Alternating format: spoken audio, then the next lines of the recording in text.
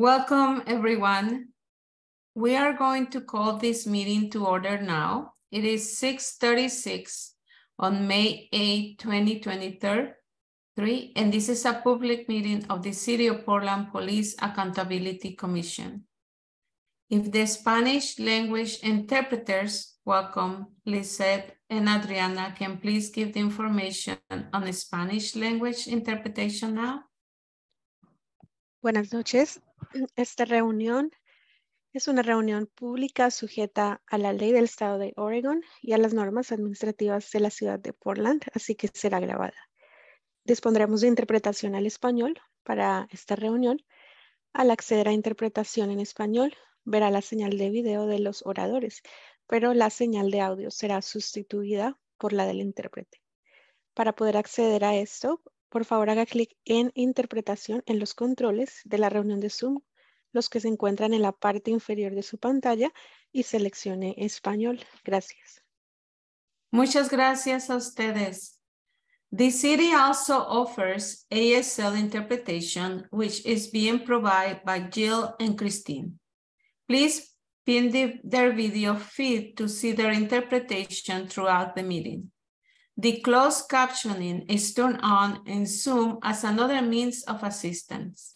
But please note that this is an automatic captioning service and it is not always accurate.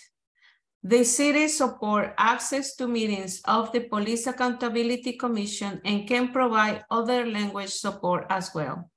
Please email in advance of future public meetings, either as a response to a public meeting notice or directly to policeaccountability@portlandoregon.gov to ask for other access assistance, including interpretation into other languages.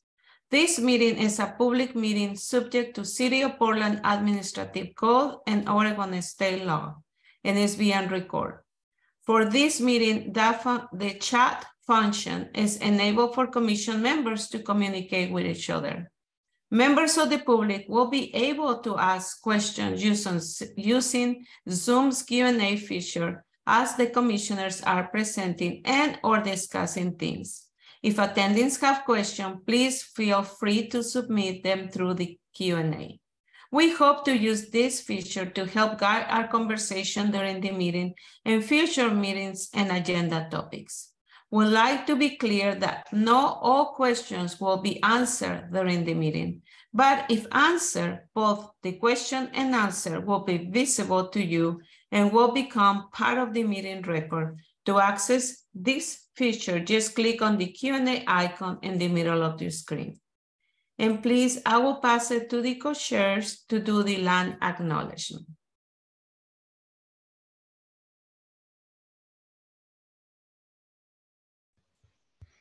Thank you, Victoria.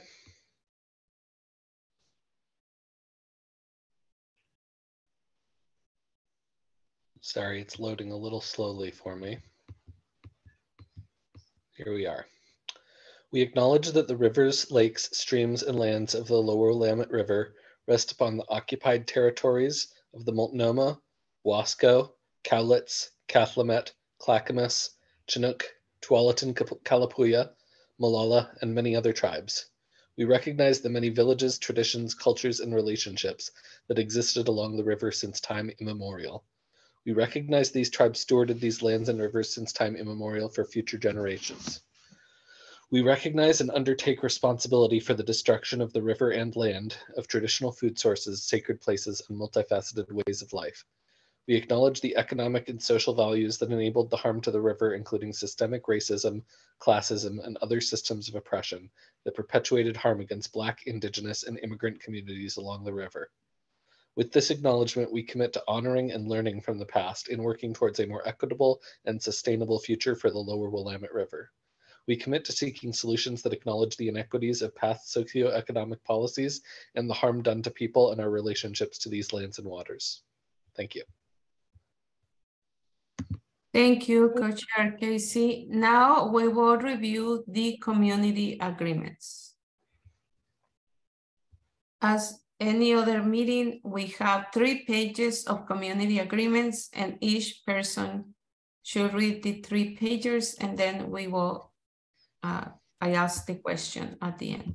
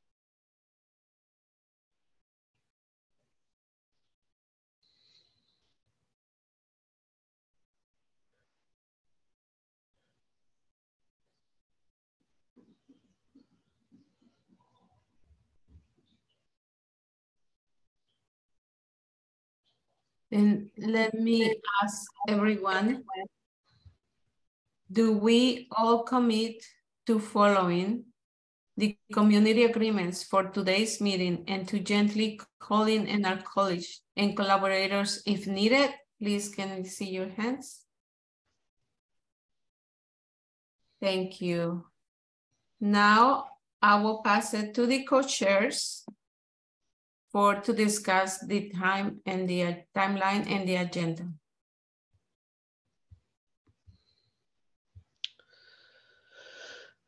Thank you. So we are currently in our fourth phase, the structures and details phase. We have approved 2 of our 3 documents for this phase on oversight staff and reporting and transparency. So congratulations, everyone. We have 1 document left to approve, which we're going to be working on in today's meeting. After that, we will be transitioning into our next phase when we will be doing transition planning, looking at the broader oversight system and getting our agreements turned into the form that they will eventually be presented to Portland City Council in, at which point they will be considered by the council and we will begin the process of standing up the new system. So as I said, we had 3 subcommittees this phase. We've approved the work of 2 of those subcommittees, and we have 1 left, which is the areas of agreement on board membership. We have also approved both of the terms. Have we not? I'm sorry, Dan. We have worked our way through the majority of oversight staff, but have not yet approved it. Thank you for clarifying that. So we will be working on working through the board membership and then having an opportunity to vote on both board membership and oversight agreement. We have also had a chance to approve definitions for the terms that we were asked to by the council: independent judgment and accountability.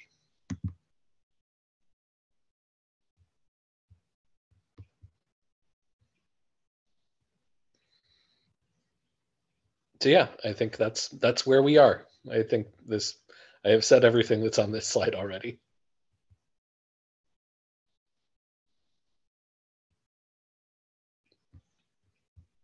And this is a list of our upcoming meetings and some of our public engagement events that we're going to have coming up as well. All of this can be found on the Police Accountability Commission's website.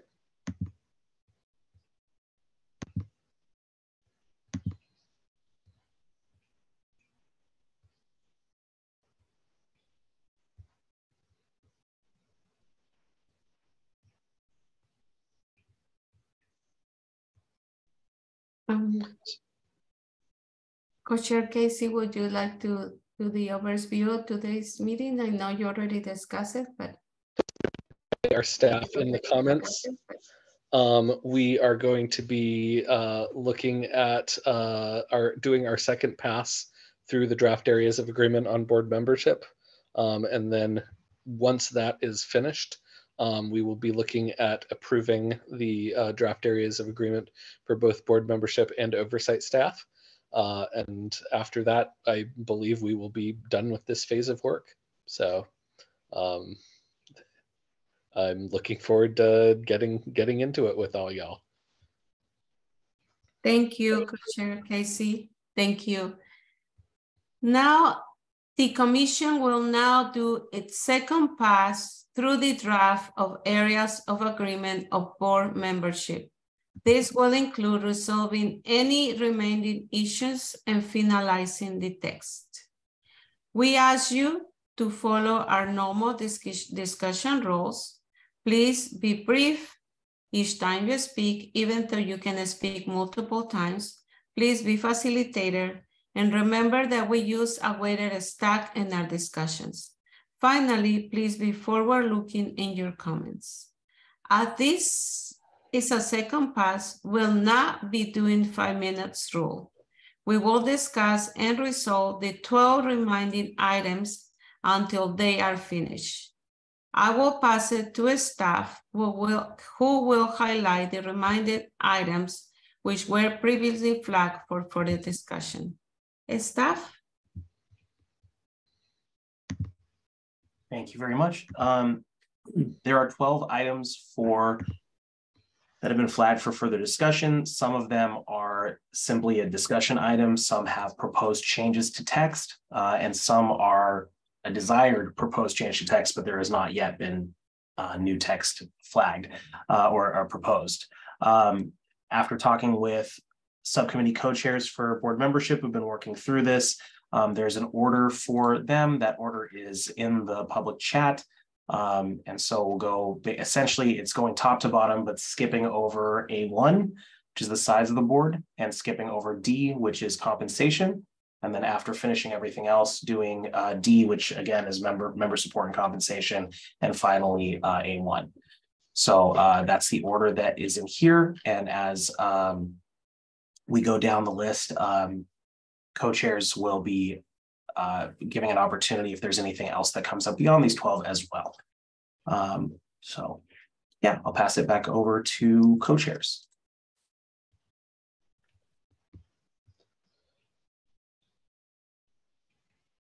Thank you, staff. So we'll start looking at the document.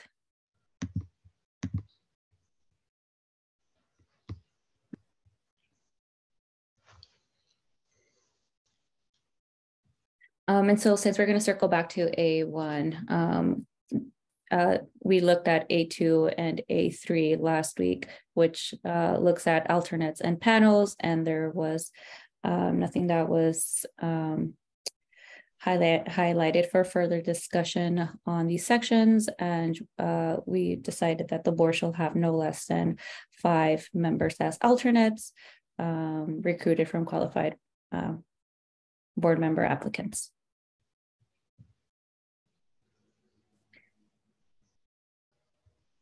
And then for panels, we decided that the panel should be no smaller than 5 board members, and that there should be, that the panel shall be created to ensure that there's diversity based on life experience, race, gender, and ability, and other factors. And then we also decided to include Latimer hearings and in appeals panels. And then there were also no items for further discussion.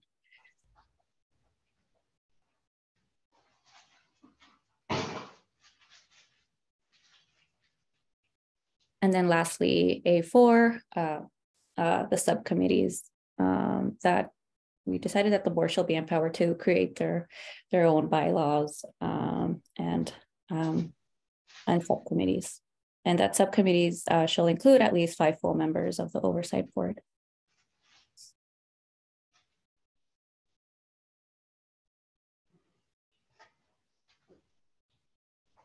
And then for section B, qualifications and selection criteria, there was an item marked or flagged for further discussion, and that was to look at whether we wanted to include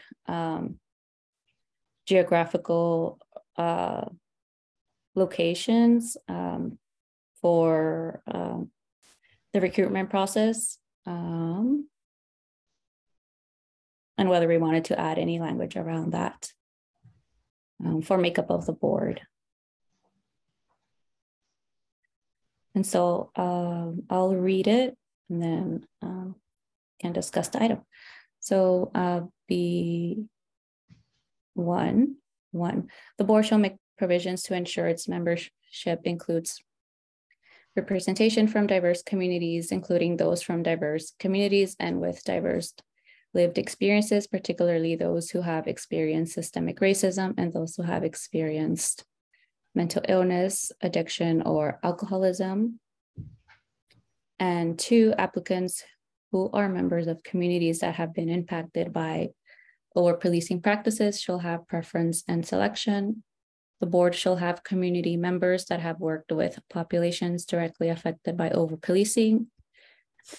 And lastly, 4, the board shall have members who have experience doing community outreach. And then 4A, it is important to center the voices of community when implementing changes to the oversight board. Thank you, Coach. There's Commissioner Fate. Good evening. I was trying to type into the chat some language around geographic diversity. I think what I'm ultimately wanting to say is that I think we can ask the question and it should be considered, but I don't think it's prioritized. Thank you, Commissioner Fate. Any other comments or questions or additions? Yes, Commissioner Debbie.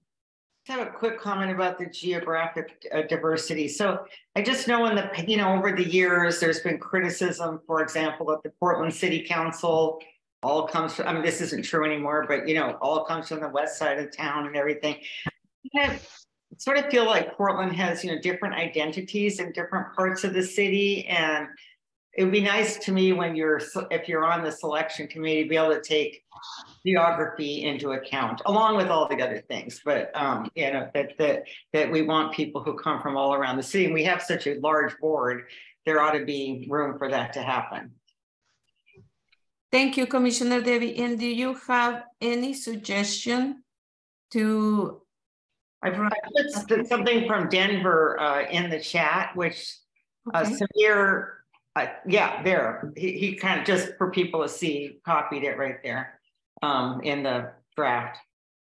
Thank you, Commissioner Debbie. Commissioner Dunn? Yeah, well, just to blend, Dan Handelman, he, him pronouns. Just to blend the 2 last comments, maybe I should say membership must reflect the diversity of Portland ethnic, racial, professional backgrounds, and expertise, period. Geographic diversity shall also be, may also be considered, or something like that, just to make it so it's not a mandatory item. Okay. Thank you. Is there any other comments, addition to the test? If not, I'm gonna ask the question. Is there a strong opposition to changing from what it was and adding number 4 that's highlighted in green? Oh, yes, Commissioner Ajay. Sorry, I put my hand up like right as you were asking if there's any changes, and I don't think you saw it. Oh, but, go ahead. go ahead. I was wondering if we could also add ability. I think it's pretty important to put ability in there alongside race, ethnicity, professional, etc. Thanks. Thank you. And Commissioner Dunn? Yeah, and I think we should say age too, because there was one point where the CRC was all retirees, and then it became everybody was under 50. So I'd like to add age in there. Okay, thank you. Commissioner Sherry? Right after age, ability, professional, comma, socioeconomic backgrounds,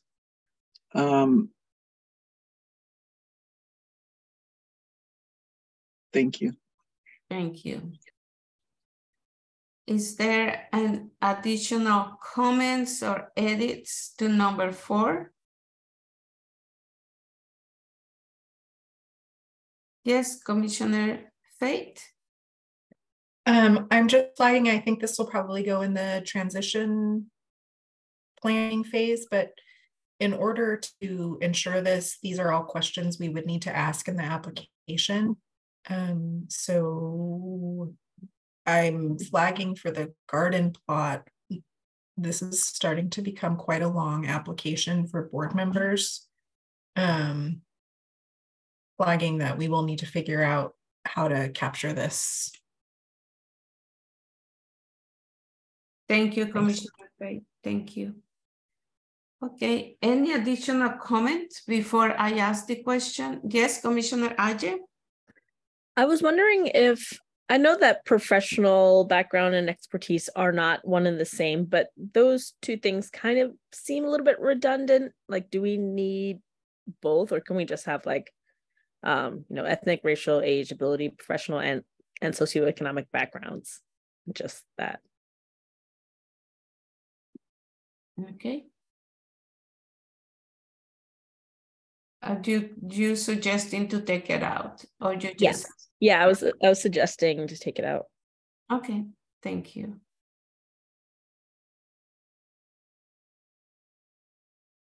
Okay. Is there any comments? No? Okay, I'm gonna ask the question. Oh, I see a comment from Commissioner Lovisa in the chat. Commissioner Lovisa, you wanna mention, or you have a question? Well, sure. I'm sorry. I'm eating my dinner, but quickly wanted to say we're making this list, and I noticed gender or gender identity are not on this list, and I was wondering if there was any reason why not, or if there are any repercussions to adding that to this list that I can't think of right now. Thank you. Let me ask you, would you suggest adding gender, or you just were asking the questions to your fellow commissioners? I would suggest adding gender identity. Okay, thank you.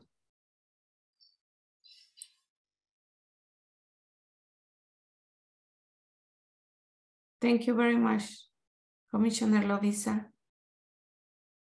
Okay, is there any other adds or edits to the phrase? No, I don't see any, and I will ask the question now. Is there a strong opposition to adding and changing, adding number 4 to B1? Is there a general agreement to changing and adding number 4 to B1?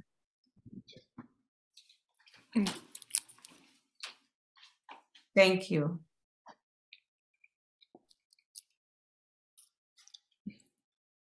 Can we move on? Thank you.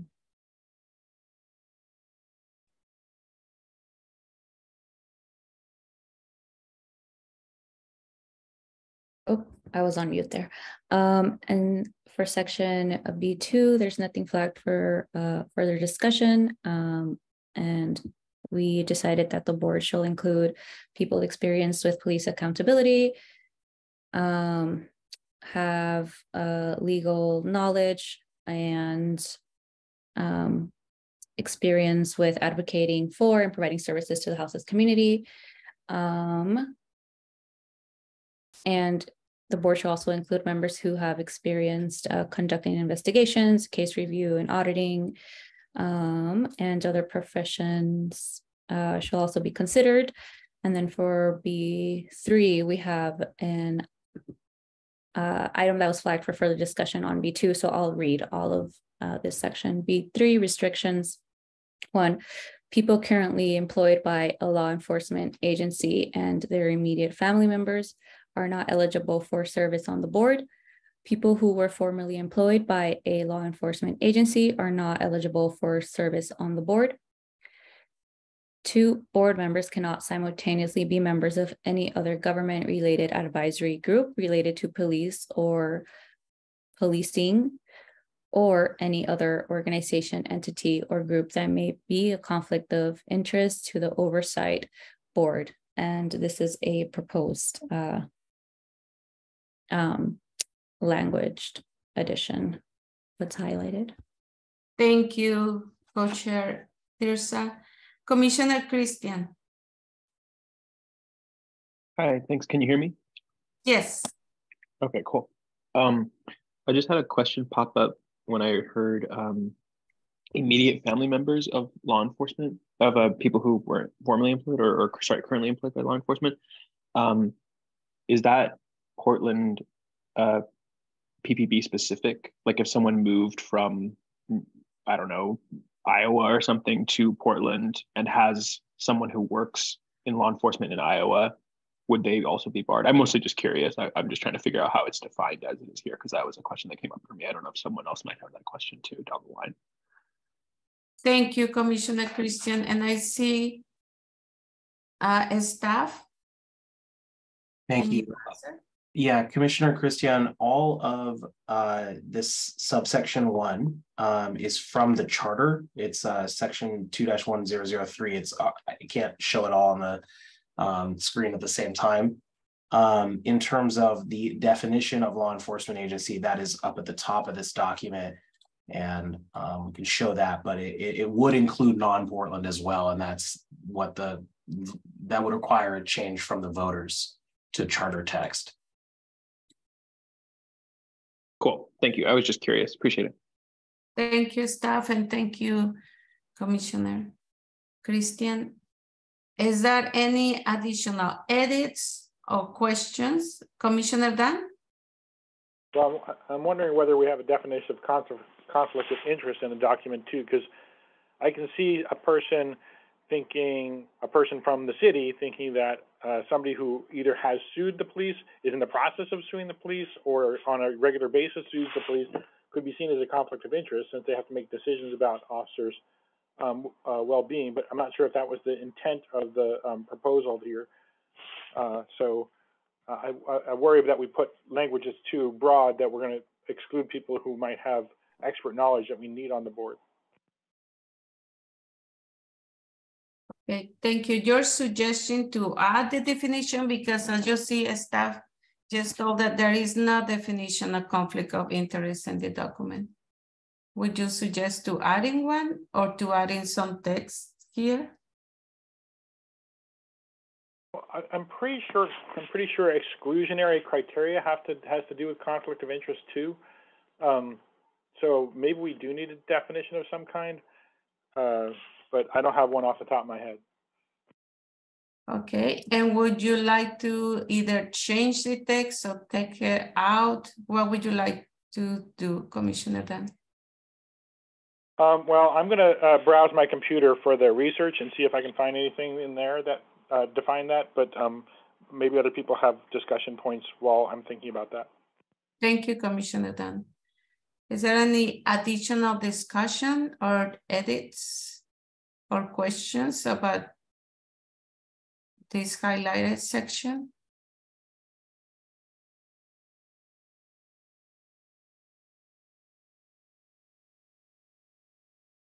Okay, if is not any edits or comments, I will have to ask the question and we can go from there.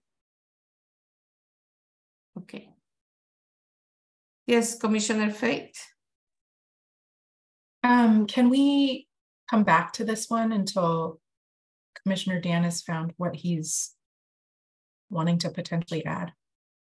Yes, and he's raising his hand right now. Thank you, Commissioner Fate. Let's see if he find it. Commissioner Dan.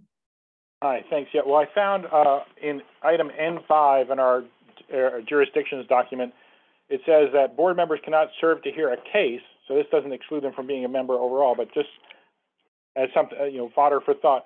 If they have a conflict such as being a friend or family of the party, a witness to the event, or having financial interest or bias.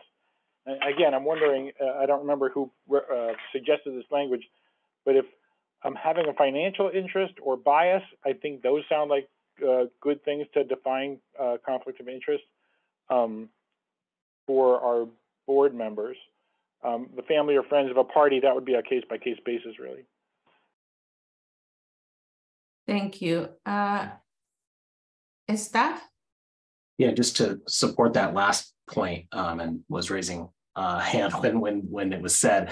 This is about the full appointment process, not specifically the panel restrictions. So yeah, if there's anything about what would prevent someone from being appointed, that would be this is the section on that. So yeah, exactly as Commissioner Dan sort of clarified there at the end. Thank you, staff. Commissioner Dan, you have still your hand raised. Would you have any additional comments? No, I'm just going to put it in the chat, the language that I just read. Thank you. And it's in the chat. Okay.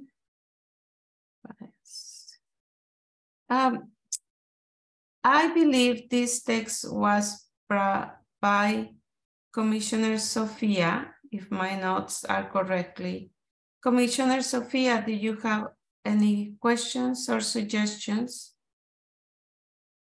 or edits or comments? Yes, thank you. I wanted to add, because one of the thoughts I was thinking about is people who are members of, I don't want to say,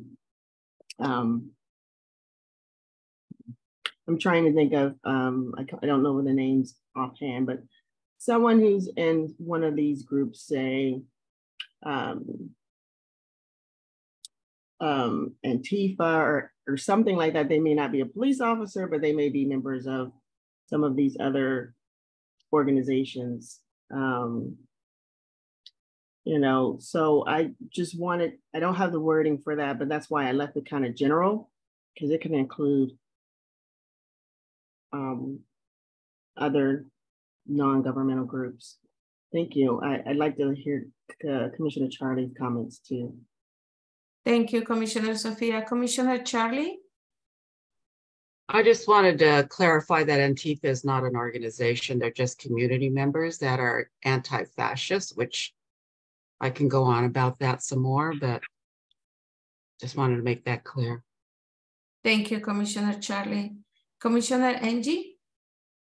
Yes, thank you. And I think naming specific, I mean, I have a couple of specific organizations I can think of right now, but I think going down that road might be having the names of those organizations in this charter offends me, to tell you the truth, because I don't want to give that credit to those organizations, and I'm hoping that they won't be around in another 6 months.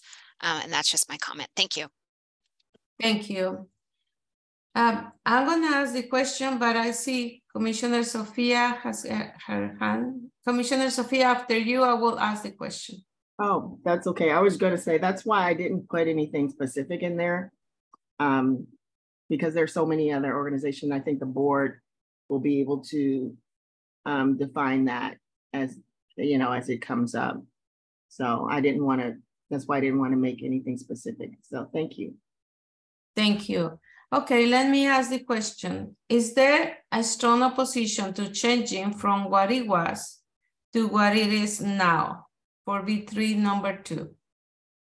And I have a strong opposition. Okay, thank you.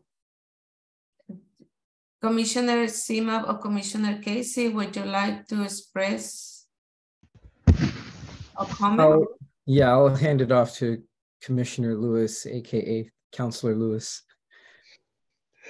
I mean, I just really agree with what Dan initially said, which is this language is incredibly broad and I think could be twisted to try to exclude a lot of people who would really bring important viewpoints to this discussion.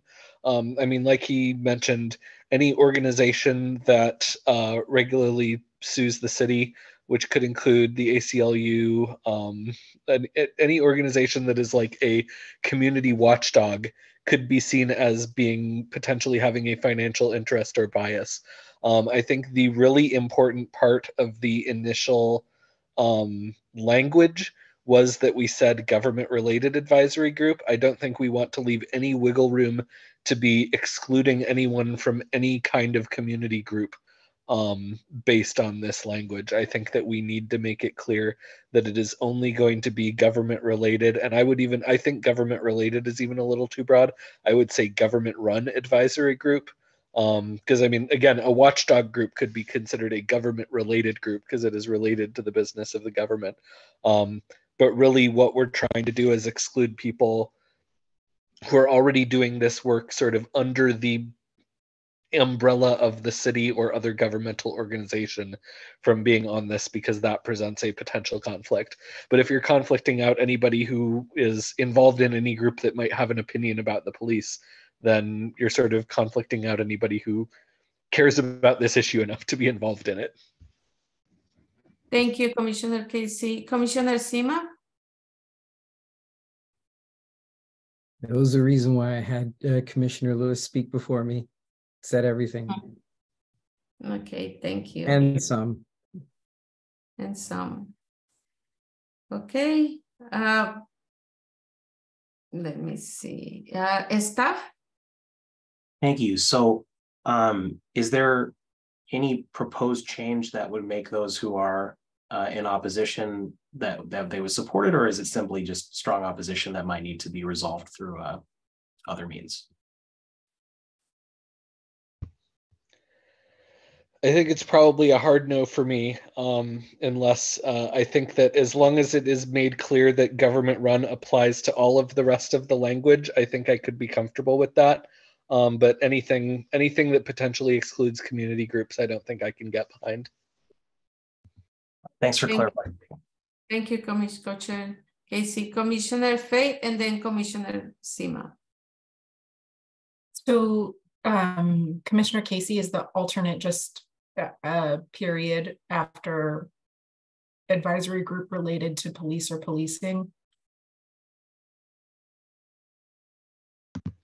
Yeah, I think that would be my preference, but I'm certainly open to discussion around alternatives as well.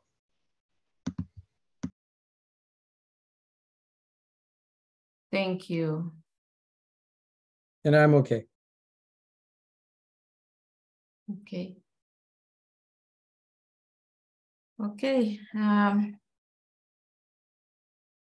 Then is that two suggestions on the table right now, right? There's the first suggestion to keep it the more members government-run advisory group related to police or policing, period, and that's all. Or this other suggestion, board members cannot simultaneously be members of any other government-run advisory group related to police or policing or any other organizations, entity, or group that might have financial interest or bias which constitute a conflict of interest to the oversight board. I'm gonna ask, and okay, let me ask. I'm gonna ask first, and just the part they say government run, and then we can approve that or move besides that. Is there a strong opposition to changing from what it was, government related, to government run? Is there a general agreement to changing from what it was to what was suggested, government run? Okay, thank you. We have that part. Agree. And now I will, yes, Commissioner Charlie. I just wanted to explain that it's taking me a little extra second to get my hand raised because I'm off screen tonight. Okay. So I didn't get it up in time to vote. So That's just okay. give me an extra second. I will, from now on, I promise. Thank you. You're welcome. Okay. Then, because the process is now I'm gonna ask again, we asked one time, now I'm gonna ask a second time. Is there a strong opposition to changing from what it was to the proposed change or adding the last sentence after policing? Is there a strong opposition? Okay, thank you, Commissioner Casey. And I will wait, Commissioner Co-Chair Casey, since we asked twice, now we will have to go to vote, or what do you think? Or would you like to go? I think that now we call for we call for a vote and see where people are at on that. But it looks like Commissioner Faith has her hand up first. Okay. So. Thank you, Commissioner Faith. Thanks. I'm curious for, it seems like these are two separate concerns on restrictions. Like there could almost be a number 3 here.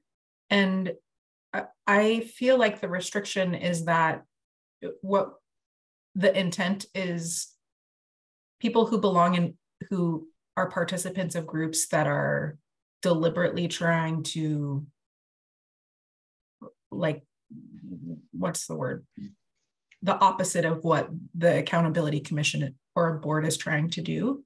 So I wonder if we could just be explicit around like shared values as a restriction of, so my suggestion is period after policing, a number 3, which becomes something around the lines of shared values, or board members cannot, or I don't want to say cannot, board members are required to have a commitment to police accountability.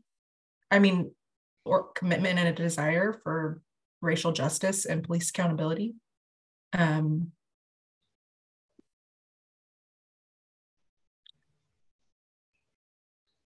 I think that I'm trying to address maybe the spirit of your concern, Sophia, is of course we don't want someone from the Proud Boys in this group, but I don't know that we can monitor all the groups that people are in.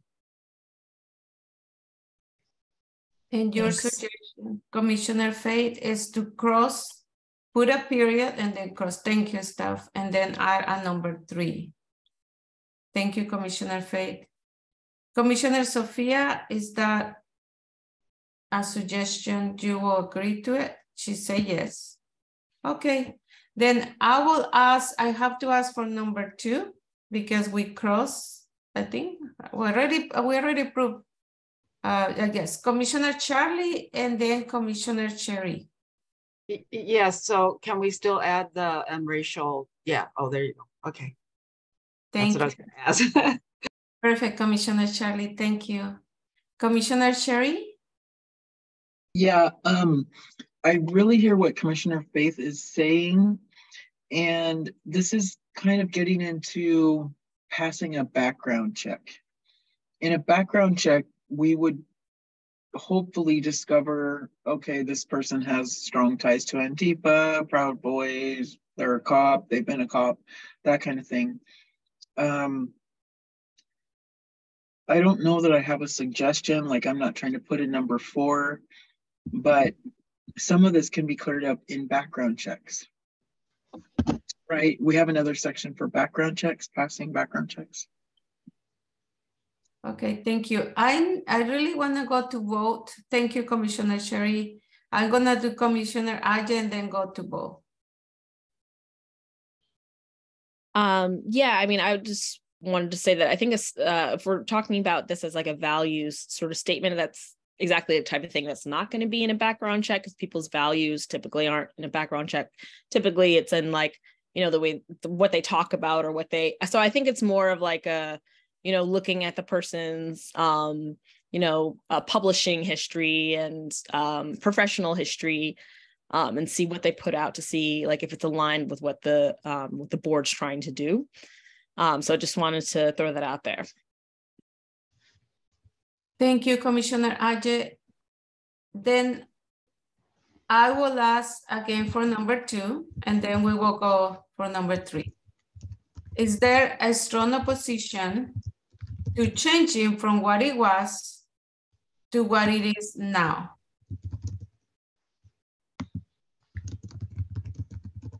Is there a general agreement to changing from what it was to what it is now? Okay. Thank you. Oh, Commissioner Faith? I'm so sorry. I'm confused on the what it is to what it is now. Are we saying minus all of those strikeouts? Yes, and leave it the police. Yes. Thank you. You want me to ask the question again or you agree to it? Okay. Thank you. And now I'm gonna ask, okay, number 3, we don't have to ask, okay? I think. Sorry, if you separated them, then you could ask. Yeah, I separated then. Is there a strong opposition to adding number 3 to B3? Is there a general agreement to adding number 3 to B3? Okay, perfect, thank you. Can we move on? Okay.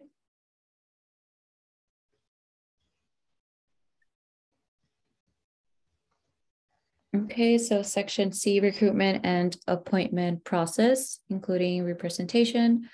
There were no items flagged for further discussion in this section.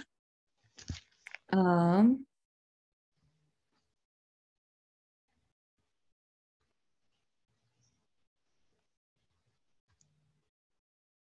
then section D, member support and compensation. Yeah, we will circle back to that section. And then we have section E, onboarding process and training. We discussed the trainings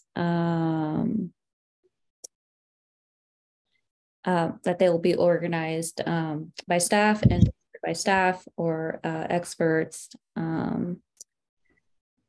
And these are the topics that we decided. And then this section also did not have something flagged for further discussion. And then peer training, where members shall be assigned to one or more current full board members for peer training. So cross training. The oversight board shall establish a list of responsibilities and topics to be covered during that peer training, and then the oversight board shall be able to review their own training structures and curriculum, and shall be able to revise on a regular basis.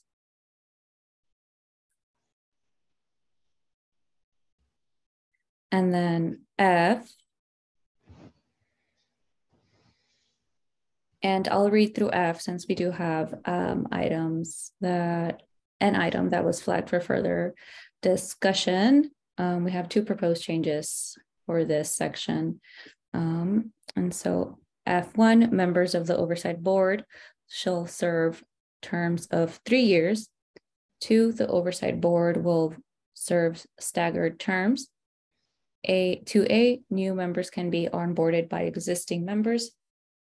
2B, the work of existing members is not interrupted as 1/3 of members will onboard, while 2/3 will continue to serve their terms. 3, members whose term will expire can apply to renew their term 3 months prior to expiration date. 3A, 3 months gives the board and necessary staff time to plan to fill the vacancy. 4, existing members can apply to renew their term twice with a 2-year final term and will be considered for the position. 4A, applying will allow the board and necessary staff to evaluate the board members' renewal application. And 5, to prevent a number of vacancies at a time, members whose term have expired are welcomed to serve on the board until their replacement is appointed. 5A, members shall wait no more than 3 months until their replacement is found. 5B, these members shall be given a definite timeline by necessary staff, board members. 6, leave of absence. Leave of absence time shall be granted if needed for good cause, including for issues related to physical or mental health. Thank you. Okay, then we're gonna have a discussion on number 4. And there is comments, edits, or questions about this suggestion on adding twice with a 2-year final term.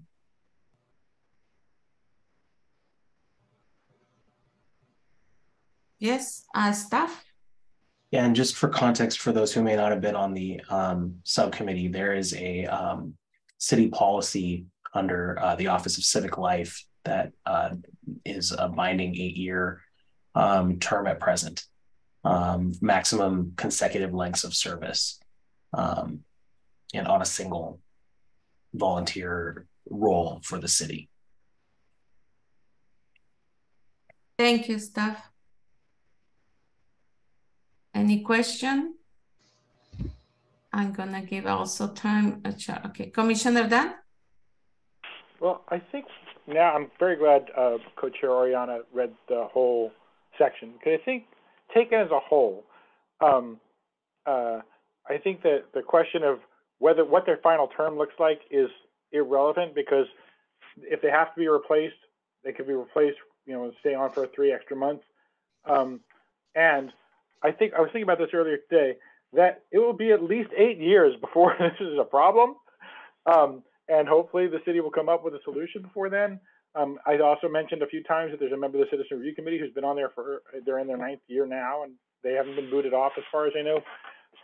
So I think, it's a city policy, and a binding city policy, but it's not written in city code anywhere. And, there probably can be a workaround if we want to get the person for the 9th year. But I think we're trying to stagger the terms, and we give somebody a definite 2-year term, and then start another person's new term 2/3 of the way through that. That's going to mess all that up. So my suggestion is just say they can renew their term twice and then leave out the 2-year final term. Okay, to cross out with a 2-year final term, just twice, period, comma, and then will be considered for a position. Correct, Commissioner Dan? That's what I'm suggesting, yes. Okay, thank you. Yes, Commissioner Sophia? Yeah, I'm looking at the 3-year staggered term thing, and I'm trying to figure out how it's going to start. So if we go back up, scroll up to number, I think it's 1 or 2. Commissioner Catherine, Co-Chair Catherine had asked the same question. So how are we going to get this 3-year? My whole thing is, if we're going to keep doing this 3-year thing, how does it start? I mean, I don't even see how it's going to start. So maybe if there's some comments to that, I'd like to hear those. Thank you. Thank you. Staff? Yeah, so that was flagged for the garden plot. The transition plan includes the initial setup of the board, including its initial appointments. So this is something that'll be discussed in the next phase of work, which could start as early as tonight. So. Thank you. Does that answer your question, Commissioner Sophia? Yes, it answers my question, but it doesn't help right now. That's where I'm going. I'm still proposing to leave it according to what the rules are, and we can always change it if we need be, if something comes up. I mean, people are probably going to be coming in and out anyway for different reasons, so I don't even know if we're ever going to be able to maintain that third kind of thing anyway. So I don't see it being that big of a deal at this point. I think the whole point is to make sure we keep people rotating, fresh folks in. That's what I thought. Thank you. Thank you, Commissioner Sophia. Commissioner Dan? Yeah, I believe the charter discusses that the replacements will come in to fill out the end of a term when somebody leaves. So in other words, yeah, people will be coming in and out all the time, including maybe somebody's served 8 years and needs to come off for the 9th year. And then the next person that comes in fills out that term before they start their first 3-year term. Maybe the staff can correct me if I'm wrong, but I'm pretty sure that's what's envisioned.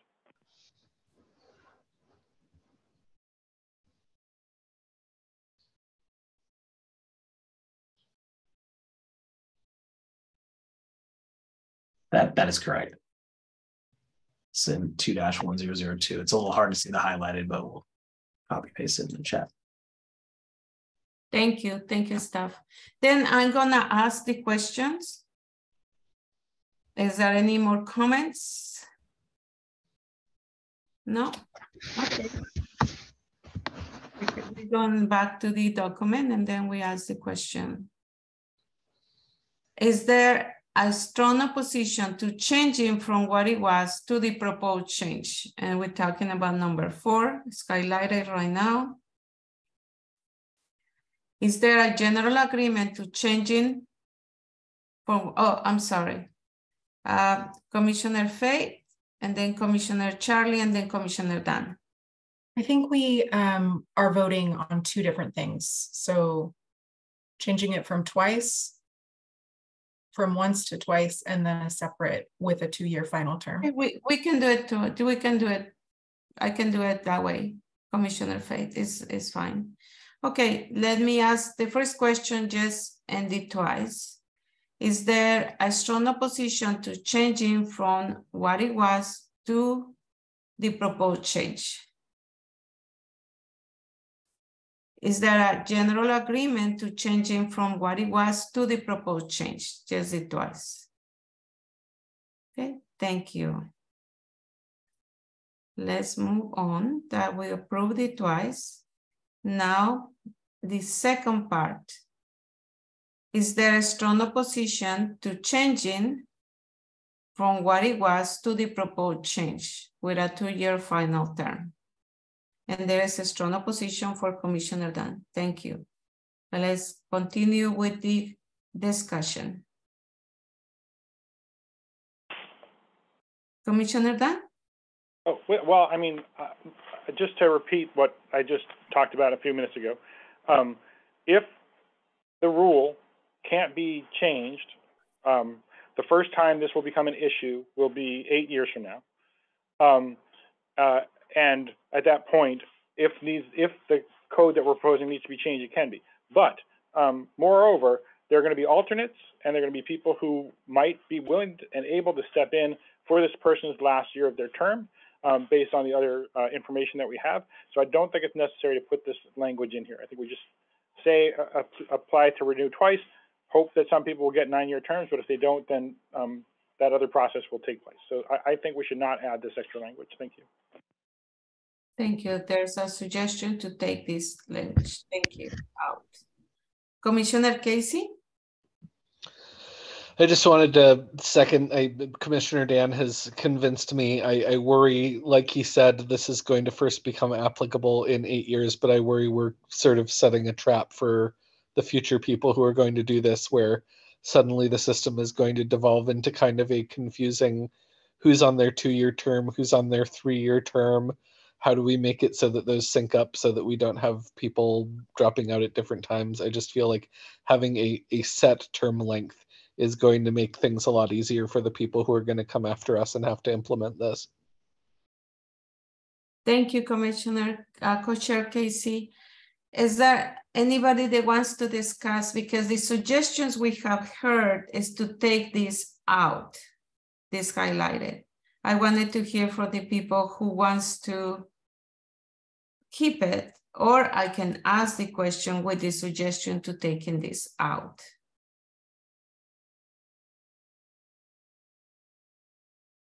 Okay, Commissioner Sophia? I was just going to ask if you could just continue the process with the strong objection already being heard. Okay. I'm going to ask again. Is there a strong opposition to changing from what it was to what it is now? Okay, there is a strong opposition. And I think that makes twice, so let's go ahead and take a vote on it. Sure. Thank you, Co-Chair. Okay. We haven't achieved consensus as it has been exhausted. Please raise your hand if you are in favor of changing for what it was to the proposed change. That means leaving the extra test there.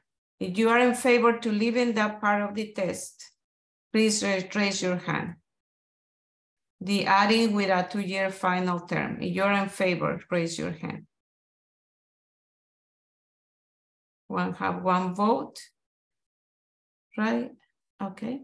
Please raise your hand and you are opposed to changing on adding the 2-year final term. If you're opposed to adding that. We have 1, 2, 3, 4, 5, 6, 7, 8, 9. Okay, thank you. I count 9. 9. Thank you. 9 people are raise their hand. They want to take that out. Okay.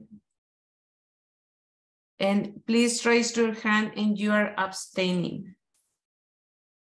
And we have 1, 2, 3, 4, 5 abstaining. Okay. Thank you very much. Staff, do you want to show the chart of the votes, please? Okay.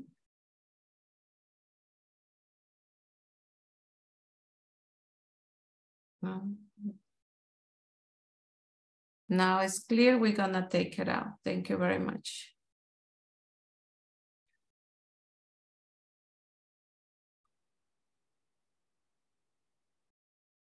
Okay. It's now removed. Can we move on? Thank you.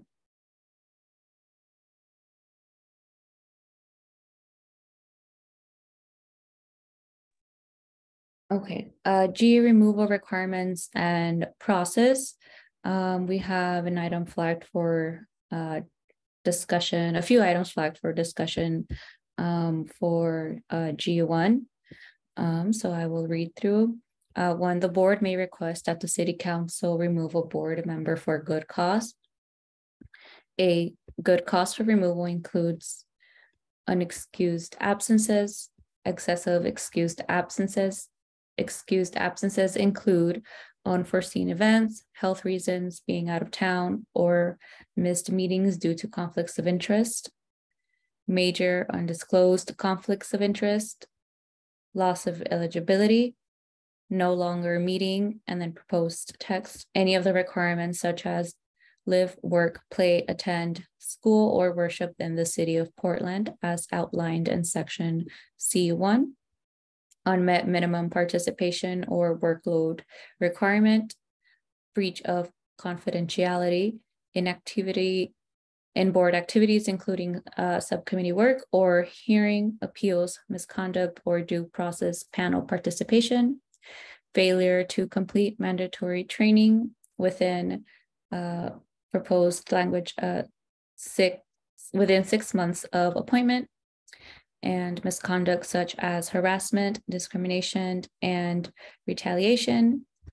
And B, other reasons for removal could include resignation, death, or incapacitation. Thank you. We're gonna address this differently, and I'm gonna ask if there is edits, comments, conversation, or discussion, and point 4, loss of eligibility. Is there any conversation, comments? Yes, Commissioner Sima? Yeah, and in A4, loss of eligibility, is there supposed to be like a colon after loss of eligibility where it breaks and then it goes into defining what loss of eligibility is? Mm-hmm. Or is that a good suggestion? I think the staff already put 2 points. That means it's yeah. Thank you. Is there any additional questions or comments? I'm gonna wait a little bit if Commissioner Charlie, no, okay. I'm gonna ask the question, yes, then, oh, yes, Commissioner Christian? Hi, sorry. I don't know if this is necessary, but I'll throw it out there in case no one else has thought of it. It might not be necessary, honestly. I don't know. I'm wondering if we should define excessive excused absences. I don't know if there needs to be a number off of that.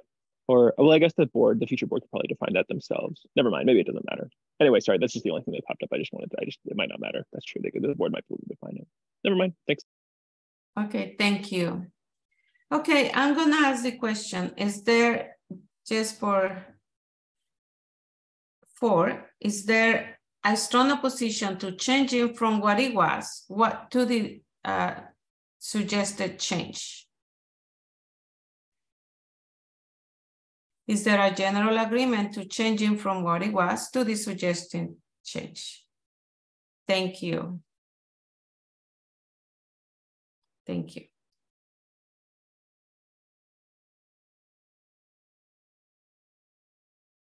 Can we move on? Thank you. Let's review the other part. Number 8. Is there any comments, questions, or edits on number 8? Commissioner Sophia and then Commissioner Dan.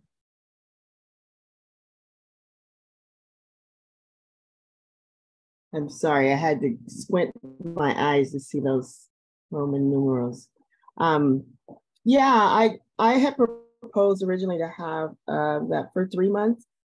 Commissioner Debbie had proposed 6 months, but I was suggesting 3 months because we have people serving without training. It just didn't seem practical to have people serving without appropriate training. And I did want to give enough time for people to get that done. But I didn't want to give them, I didn't want them to feel rushed, but I don't want it to just drag on either. And then my other item is, I don't know if this is in bylaws or not, if this is something we should put there. So that's just my comments to the group. Thank you. Thank you, Commissioner Sophia. Commissioner Dan?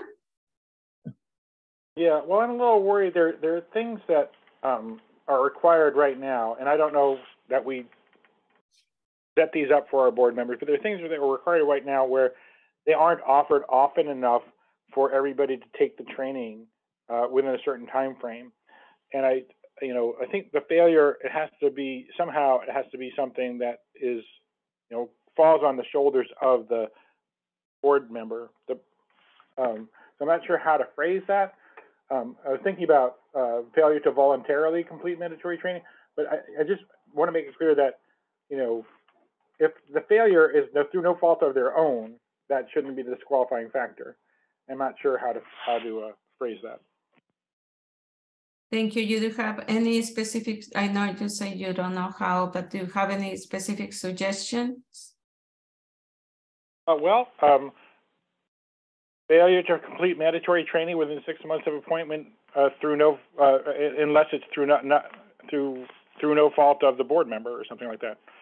That's not great language. Somebody else can fix it, maybe. Okay, thank you, Commissioner Sophia, and then Commissioner Casey suggested language on the chat. Commissioner Sophia, and then Commissioner Debbie. Yeah, I'm understanding all that because I thought about that too. So maybe if I could add a suggestion to say failure to meet mandatory and available training. Instead, to give that preview that maybe sometimes the training may not be available under certain circumstances.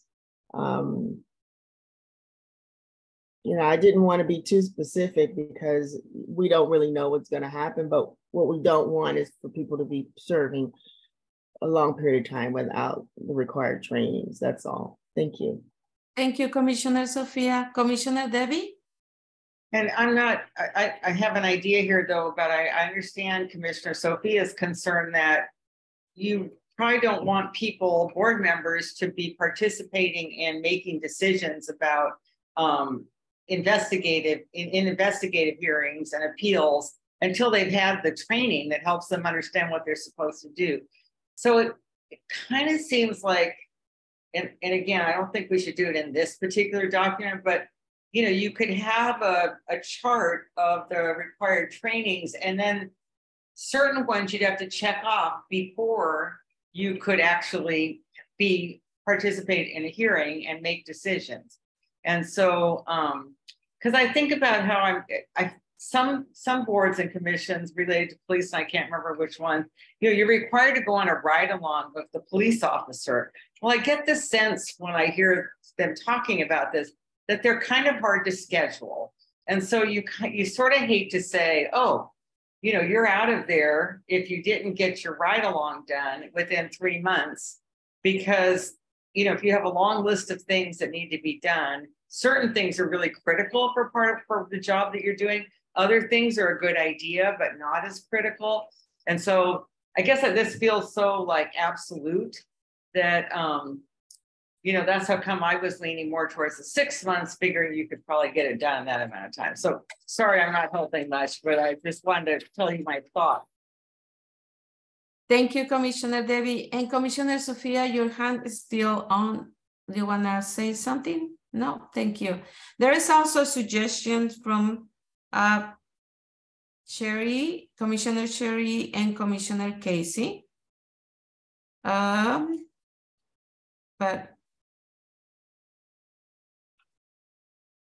do we need to go to vote? And if it's any stuff? Yeah, so just for members, if you're suggesting things in the chat, happy to try and get those in. Just two quick points. One, it should be in the everyone chat for transparency. And two, there's when it doesn't, if it's replacing something else, that may need to be updated or clarified. So you may need to do so verbally. There's not necessarily a way to make both of these things happen. So however you'd like to propose it, please do so. But I'll pass it back to Facilitator Victoria if you want to ask the questions on what is on. Thank you. I'm gonna ask the first part when they say and available, just to clarify that, and then the other part. And again, if you have a suggestion on the test, please, if you can raise your hand and suggest it. Before I ask the question, is there any suggestion? Yes, staff? Oh, I'm sorry, Commissioner Sherry? Yes, I'll just go ahead and say it verbally. Sure. Failure to voluntarily complete available mandatory training.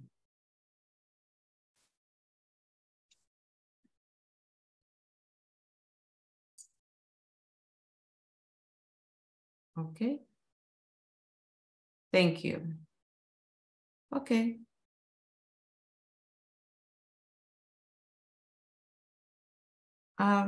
Should I ask? Okay. I think I can ask, I'm a little confused. I don't know if I can ask the whole question or the first part. Okay, let's ask the whole part. Is there a strong opposition to changing from what it was to the proposed changes? And is the whole number 8? Yes, Co-Chair Casey. And Co-Chair Debbie. So my concern is, and this is just me putting on my lawyer hat and looking at how people are going to interpret this in the future, is you can't really voluntarily complete something that's mandatory. So I don't know that this sentence actually makes sense the way that it is written here. Mm-hmm. I think that what we would need to do is say, I'll just put out my proposed language out there. I think what I said in the chat, to sort of elaborate in it, is instead of saying complete the training within 6 months, because that does sort of there are lots of reasons not related to someone's willingness to complete the training that they could not complete the training. I would suggest saying failure to engage in the training within 6 months, because that really does say if the person is just not doing their part to do the training, then that it sort of comes back on them.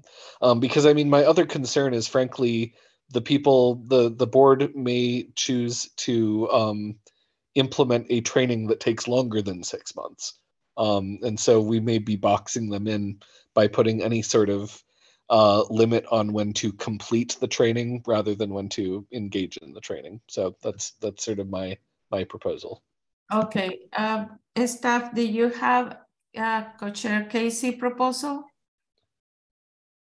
And I just wanna do a time check. It's 7:52 and we haven't even finished a third of the document. We may need to be here late and everybody's aware of that, but more late than what we think, because we haven't advanced fast enough. I will ask that with their comments, it would be great if you have a specific suggestion. That way we can move on, and also the staff can complete the suggestion. And I know there was a suggestion for Co-Chair Casey that staff is right now taking. And Commissioner Debbie, what is your suggestion? Well, I like Casey's suggestion, and I'm going to say again, I think 6 months is more realistic. I think that took us 6 months as a commission, more or less, to get all of our sort of founding documents in place. So I just know with volunteer boards and commissions, it takes more time than you think it should to get things done. So those are just my comments. Thank you. And Commissioner Sherry, I can ask the first part, not the 6 or 3 months. Is there something about that? Or you have a new suggestion? Can I ask the question? I have a new suggestion. I was going to say, Commissioner Casey, how do you feel about potentially using the word proactively engage in mandatory training? That takes out voluntarily, but it also proactively might be a good word to put in there. That's a direct question, Commissioner Casey. I'd be in favor of that. Okay, let's put failure to proactively engage. Okay, I'm gonna ask the question. Is there, and just the first part, is there a strong opposition to changing from what it was to the proposed change? I'm not asking about the 3 and 6 months, just everything else. Is there a general agreement to changing from what it was to the proposed change without the 3 or 6? Okay, thank you. Thank you. Now we're gonna discuss between, right now it says 3 months. There is somebody suggesting 6 months. I'm gonna ask the question, Commissioner Sophia. 3 months or 6 months, it doesn't really, it's not that big of a deal right now. I mean, it's gotten more complicated when we started adding things. So if the group wants 6 months, I think that'll be fine. I don't want to belabor it. Okay, let's put 6 months and I'm gonna ask the question. Is there a strong opposition to changing from what it was? Okay. So sorry to interrupt. It was already at 6 months. So if Commissioner Sophia is withdrawing, then you can just move on. Okay, can we move on?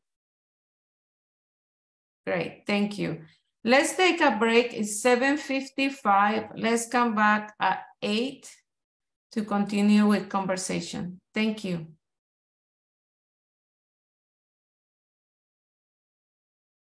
Thank you. Then we can continue where we left.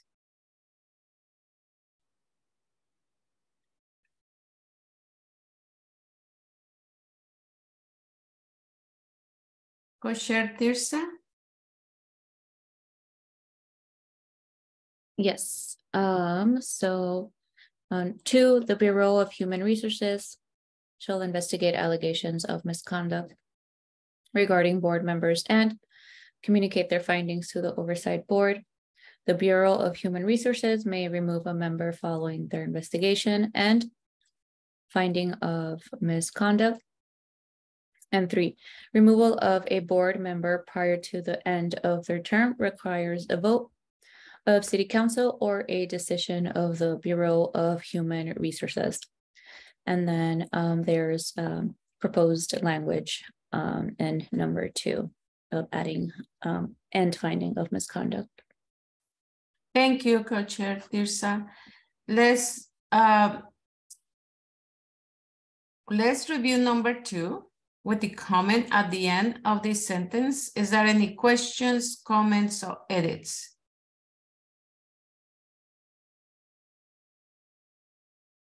No? Okay, let me ask the question. Is there a strong opposition to changing from what it was to the proposed change? Is there general agreement to changing from what it was to the proposed change? Thank you. Great, we have done 6 of the 12 items. Can we move on? Okay, thank you. And H, internal processes, including quorum, and there were no items flagged for further discussion here. The oversight board is empowered to write its own bylaws, and quorum shall be defined as a majority of seated members of the board, and quorum shall be 2/3 of the seated members of the board, and individual subcommittees of the board shall have a defined number of members, with quorum defined as majority of said subcommittee members, and then quorum for panels of the board shall be a majority of the members of the panel. Thank you. And now I believe we'll be circling back to section D. And there are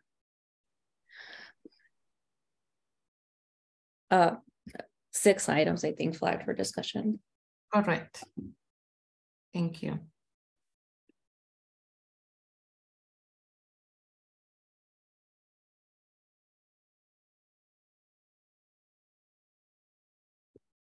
Okay, so D, member support and compensation.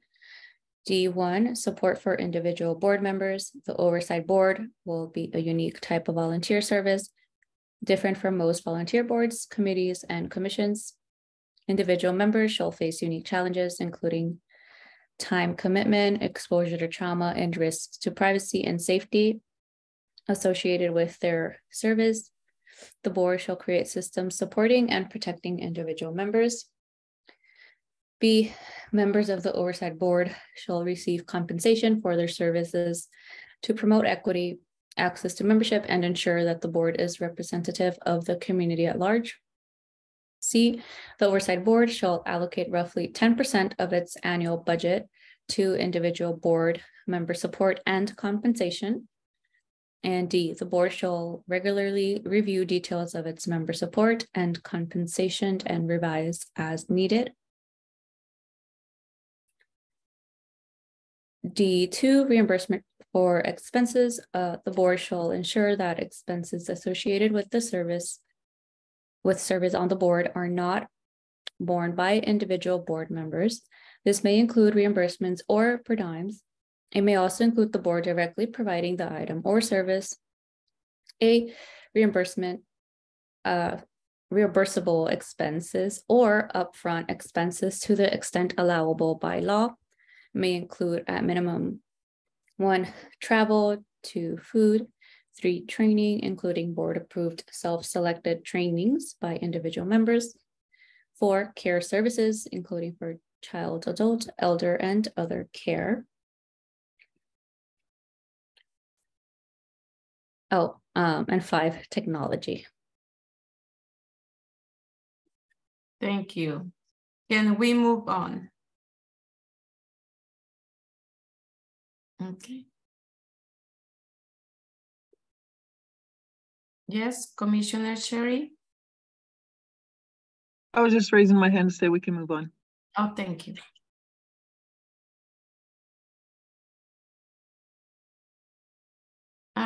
Co-chair Tirsa, go ahead. And D3, financial compensation.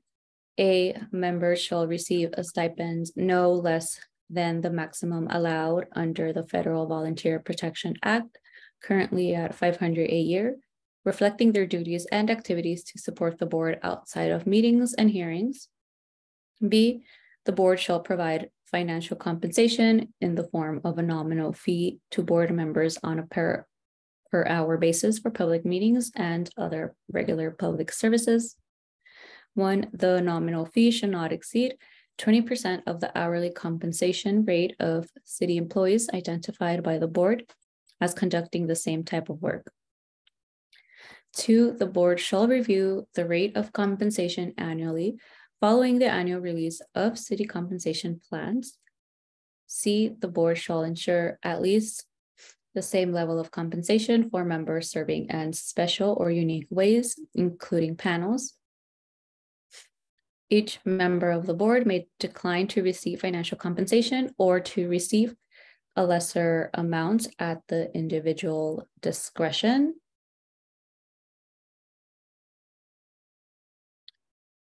And then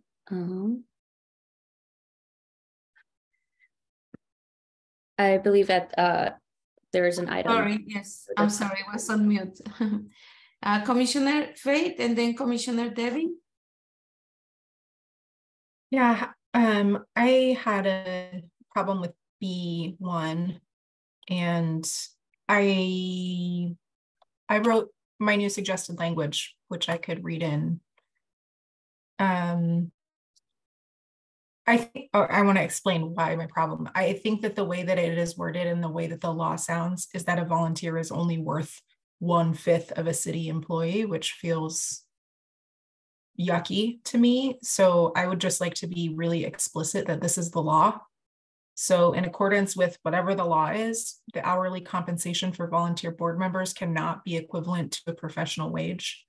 Accordingly, the hourly nominal fee shall not exceed 20%, blah, blah, blah, this is the same, of the hourly compensation of city employees identified by the board as conducting the same type of work. Thank you, Commissioner Faith. Commissioner Debbie and then staff. And I just have a question about, so are we confident then that what this says is consistent with what the opinion we got from City Attorney Sarah Ames? Okay, I will pass it to staff. Thank you, Commissioner Debbie. I believe staff can't really speak to the intent or individual certainty, but this was something that the subcommittee did review, and so I would assume the answer to that question is yes. We're raising our hand for a different reason, which is to show the spreadsheet, if that's okay with co-chairs, of what this might yield. So going to show a spreadsheet that is not part of the document. Want to be super clear up front that it is not a draft. It should not be referred to as a draft. It is a disclaimer. You've seen a pretty similar one to before if you were looking at the oversight staff document. It is a rough estimate of how much it might cost to implement Section D3. This is the monetary compensation portion. And I'll just let this show on the screen for a couple seconds before going on to the next part, because it's important not to overstate what it is. And this is not a part of the document. So when the commission is asked to give consensus on the document later, that does not include this spreadsheet. So looking at sections D3, A, B, and C, there are 3 parts of this that are giving compensation to monetary compensation to board members. So the document's broken down the same way. And so there's the part about public meetings. There's the part about special or unique ways, including panels. And then there's the stipend, which is the $500. And that's D3, B, C, and A in that order for some reason. So So just to give an idea, there's some assumptions made here of hours per week of public meetings. This is a maximum. So the idea is that the numbers you see at the end will likely be smaller than what you're seeing. This is the maximum staff pay rate. That's the maximum the IPR director can make. A new board will have its own pay scales, but as a working assumption, there was that. And the minimum staff is the minimum that an IPR investigator would make. This is based off of current city compensation rates. These two numbers are 20% of the two above it. Total hours per year at the high rate would yield this amount, and at the low rate would yield that amount. So that's the public meetings portion.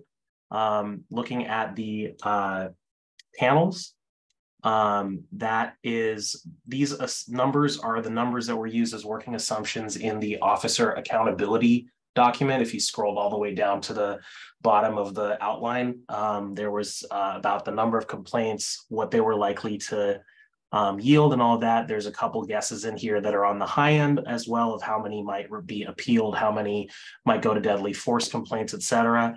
And so if you look at the number of panels that are likely to be, and then 90% of them would be at a minimum of 5 members under the current officer accountability document. The remainder would be, or actually under the current draft of the board membership document, sorry. The rest would be larger due to deadly force. There's a lot of panelist spots a year. Divided by that, each board member would be on 35 panels.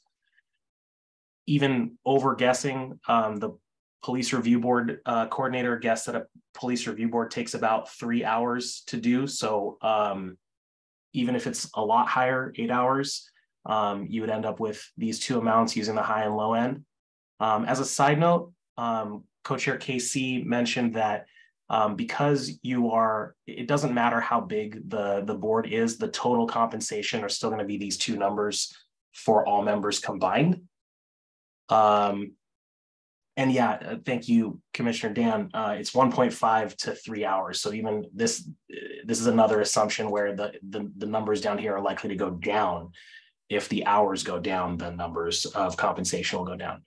And then finally, there's $500, which is the stipend. And so all of that together yields a range of per person between $4,497 and $10,750 a person. And that's, again, both of these are likely to go down. These are average monetary compensation rates. So then moving into the comparisons, I'm just going to quickly fix the screen share here.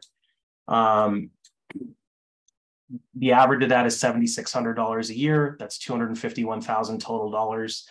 That's 20% of the amount of money that D3A envisions D1 envisions as set aside for member support, which would leave 80% of that money roughly for other types of support in the other sections.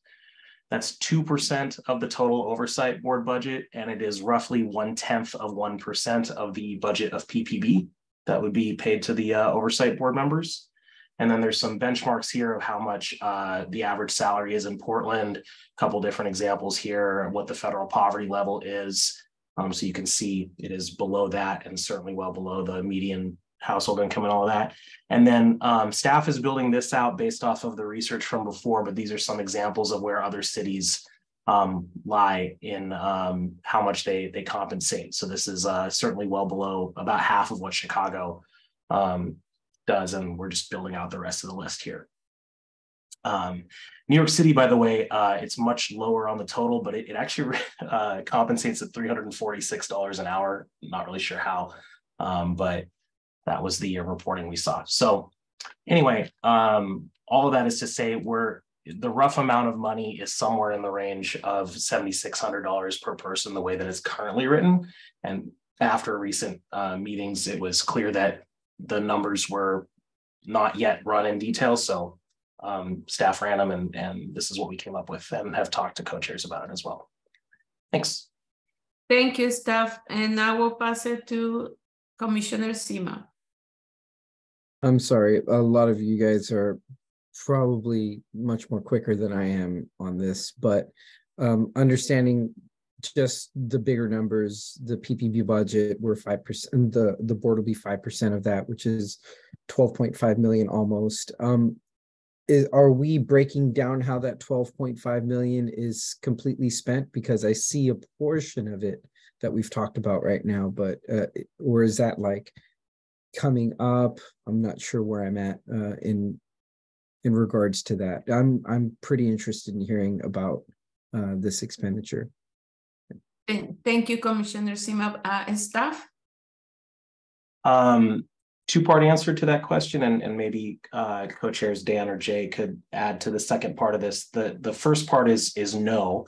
The board would be requesting its own annual budget. That's how the oversight staff document is currently written. That document's not finalized yet, so this is based off of that. The second part is there is one hypothetical budget, which comes with all the same disclaimers as this one, this document on it. That may be helpful to look at just to give a general idea. And that's the part that perhaps oversight staff co-chairs could explain, but the board is empowered as if it is created in the way that you are currently envisioning it, it would be empowered to request its own budget, and the city council would approve it annually. Thank you, staff. Commissioner Dan? Yeah, so Commissioner Hussaini, the spreadsheet that we showed when we were discussing the oversight staff laid out, like, we had a long list of kinds of jobs that we wanted to be involved in the staff, which includes investigators and outreach people and administrative staff and the director and some assistant directors. And we added all that up and then put in a proportional amount to how much the IPR currently spends on other costs that aren't staff related. And then we actually came up with a number that's slightly more than 10% of what will be left over for the board members themselves. So this roughly 10% number that the staff kind of referenced and that we talked about when co-chair Oriana read the text into the record, the roughly 10% works out quite well in terms of the overall budget that we figured out in the other subcommittee simultaneous to the subcommittee working, which is one of the reasons we're considering them both together. Thank you. Thank you, Commissioner Dan. Any other questions or comments? No, then I'm gonna move to ask the question. Is there a strong opposition to changing from what it was to the proposed change? Is there general agreement to changing from what it was to the proposed change? Thank you. Can we move on? Thank you. And Commissioner, okay, Commissioner Dan?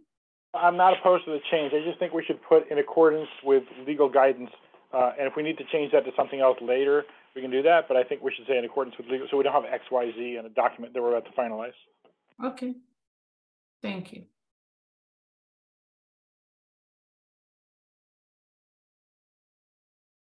Okay. I don't need to ask for that because I already proved it. Can we move on? Okay, thank you. Co-chair Tirsa? And D4, benefits for board members. And so there's a proposed change to add other support for board members. But I'll read through this section. A, mental health support. 1, mental health support and services shall be provided free of charge to all board members. 2, the board shall have access to the city employee assistance program or choose other mental health service providers. B, additional support. So proposed text to add that.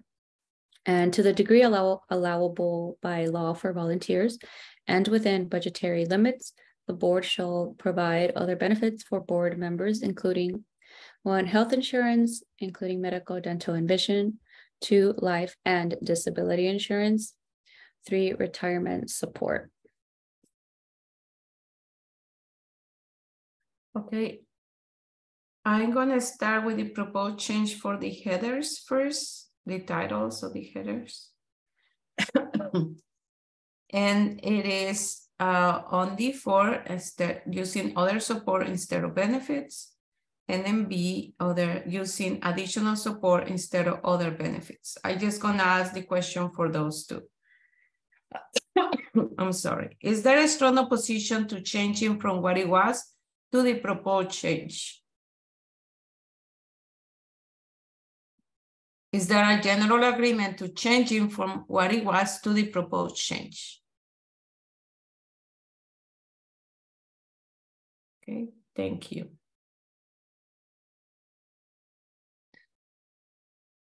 Can we move on to the other changes? Okay. Then is there a strong opposition? Oh yeah, I'm sorry, staff. So yeah, just to clarify, there are 3 proposed changes here. And one of them was the headers. One of them is a proposed move that Commissioner Sophia was going to talk about. And then the last one was what you're seeing on screen. So I'm not sure if there wasn't originally proposed text for the second one, but so I just wanted to flag that as well before it got missed. Thank you. And before Commissioner Sophia gives the proposed changes, or Commissioner Sophia, are you ready to make the proposed changes?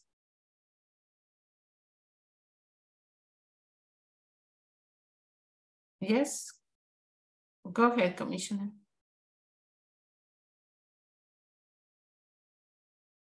Oh, do you need a little bit of time? Oh, she's a coffee. No, I'm sorry. Go ahead. We will wait. Also, if there is any comments or edits or questions. Yes, Commissioner Debbie?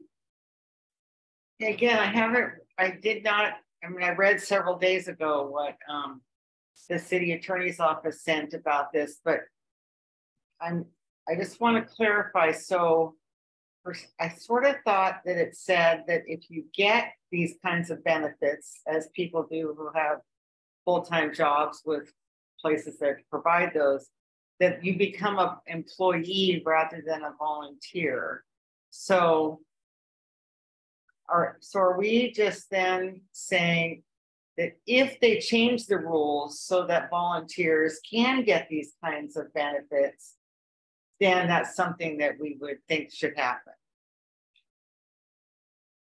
It's a good question, and I can, Commissioner Tim, would you gonna answer this question?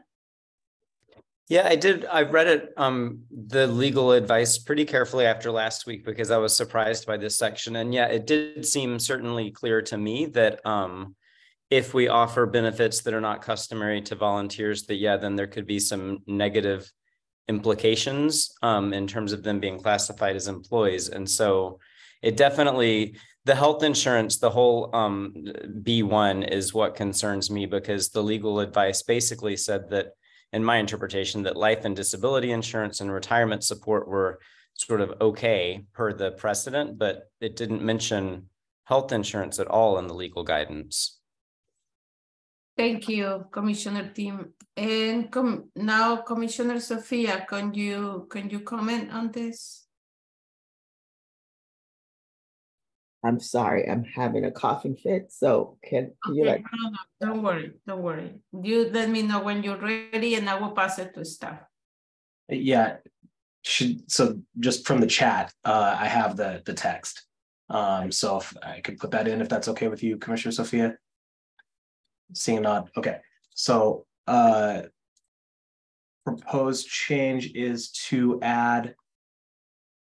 Oh, okay. So the proposed change is to add in D6.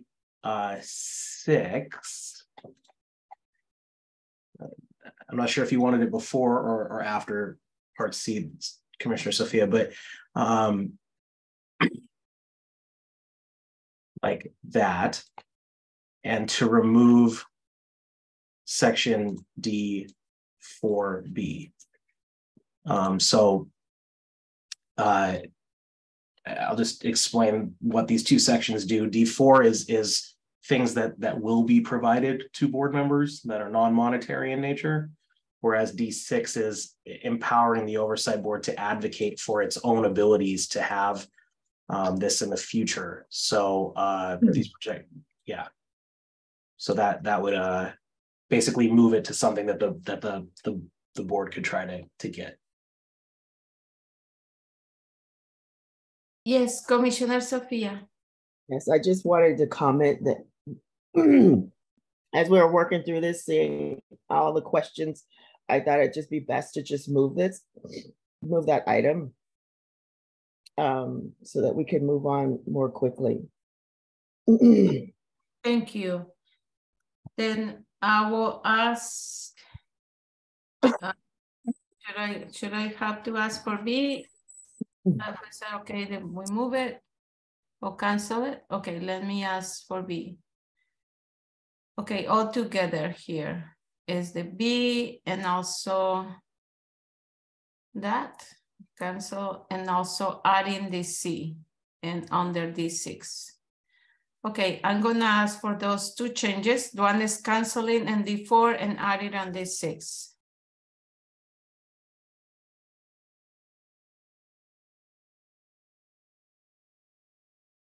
Okay.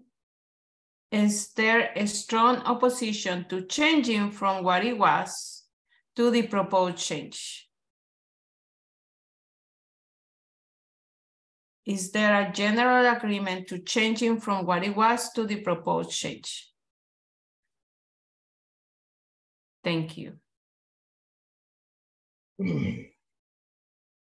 Can we move on? Okay. D5. D5, protection and safety. The board shall ensure personal protection for individual board members. A, the board shall work to ensure that its meetings, hearings, and other activities are secure. B, the board may also provide as needed additional protection services to individual members upon request. And so there's a proposed language change from changing shall to may. Thank you, Co-Chair. There's Commissioner Dunn. Yeah, this is my language proposed change, and I'm wondering if it's okay. I'd like to propose to add at the end of the sentence a clause that says, based on an objective list of criteria, and that way, I think there was concern that the board members would decide who does and doesn't deserve to have this protection. But I think if we add based on an objective list of criteria, then that can't be an issue. Well, presumably can't be an issue. Thank you, Commissioner Dunn. Yes, Commissioner Sophia? I just wanted to ask what that criteria might be. Sorry. You want to ask what that criteria? What is objective criteria? Okay. Thank you, Commissioner Sophia. Any answer to Commissioner Sophia question? Yes, Commissioner Dunn? Well, again, I mean, I really think this is the kind of thing that's going to be left up to the board to design that list of criteria. But I think whatever the concerns are that have been expressed about the dangers that will be facing the board members, maybe could be listed out in a specific way, and that way, if those specific kinds of threats exist, that would generate that list of criteria. Thanks. Thank you. Yes, Commissioner Sophia. Yes. I hear it. Commissioner Dan is trying to say, but I find this to be more complicated than putting things on lists. And I think it's best left to the board when the individual goes to the board for the board to decide which criteria can be you're never going to get all of it in there. There's always some unique situations. That's it. Thank you. Thank you, Commissioner Sophia. Commissioner Dan, staff was asking more clarification in your suggestion because there is the shall and the may. You still leaving the may there and just adding or just taking that out. You can see the comment on the chat, but it's what the staff need clarification. Well, you know, I leave this to other commissioners to make a decision about that. But my intent from inserting the word may is looking at the overall budget and looking at how much it costs for 24/7 protection for an individual, based on what I just briefly looked at from security services, if that's what we're talking about. So that would add up to like $500,000 a year for one person to get protection. And if you multiply that by 30 people, that's more than the full budget of the board. So I thought May would make it so that it's kind of the same kind of language that we're looking at a minute ago about, you know, if there's a budget for it. Thanks. Thank you, Commissioner Dan. Is there any additional questions or comments or specific edits? Okay, I'm gonna ask the question. Is there a strong opposition? I'm gonna ask first on the may and the word may, okay? Is there a strong opposition to changing from what it was to the proposed change? Is there a general agreement to changing from what it was to the proposed change? Thank you.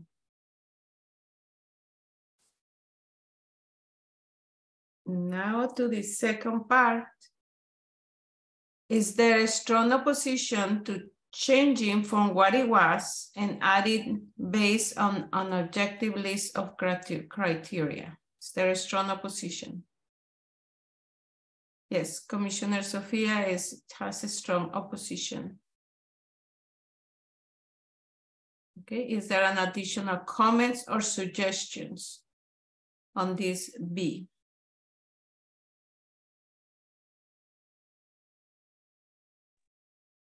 If there is, yeah, Commissioner Sophia? Oh, sorry. I'll let Commissioner Faith go first. Commissioner Faith? I wonder, I think I understand your point, Sophia, is it's not like there's like a capital T truth on an objective list. So perhaps it's just adding some language at the end based on an objective list of criteria determined by the board.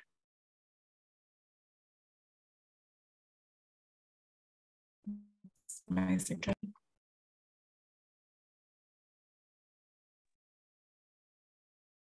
Thank you, Commissioner Faith. Commissioner Sophia and then Commissioner Debbie. Thank you, Commissioner Faith. I like that, but we've already voted on this already, so it's kind of a moot point. But if we had shall in there, I would feel better at putting that in there. But when it's may, that's all. I like Commissioner Debbie go. Thank you. So I just was thinking back to when Samir invited the guy who works for the city to talk to us about security related to online stuff. I can't remember exactly what it was. It's been quite a while. So it made me think that maybe what you could do based on objective list of criteria determined by the board and in consultation with security experts. Thank you, Commissioner Debbie. Commissioner Ajay? Yeah, I mean, at this point, it really feels like we should just strike the word objective because we're not talking about objective anymore. We're talking about the subjective opinions of the board and the subjective opinions of like security experts. So yeah, it should just be a list of criteria determined, whatever. So thanks. Thank you. Okay, I'm gonna ask the question again. Is there a strong opposition to changing from what it was to the proposed change? And Commissioner Ajay, you have your hand raised. Oh, Commissioner Commissioner Sophia and Commissioner Casey has a strong opposition. Go ahead. I would like to say I like the Commissioner Co-Chair Ajay's suggestion. I like it so much that I would say upon request and in consultation with security experts, adding that as one sentence that Commissioner Debbie had. Thank you. Okay, thank you. Commissioner Casey? I just feel like this is getting way too complicated. And I would rather leave it to the board to make some of these determinations than trying to sort of intuit what they are going to be in the future. And your suggestion, Commissioner Casey, is to leave it like it is now or to cross it somewhere? I think my preference at this point would be to remove everything after upon request. Your suggestion will be to move everything up after upon request and put a period. Thank you.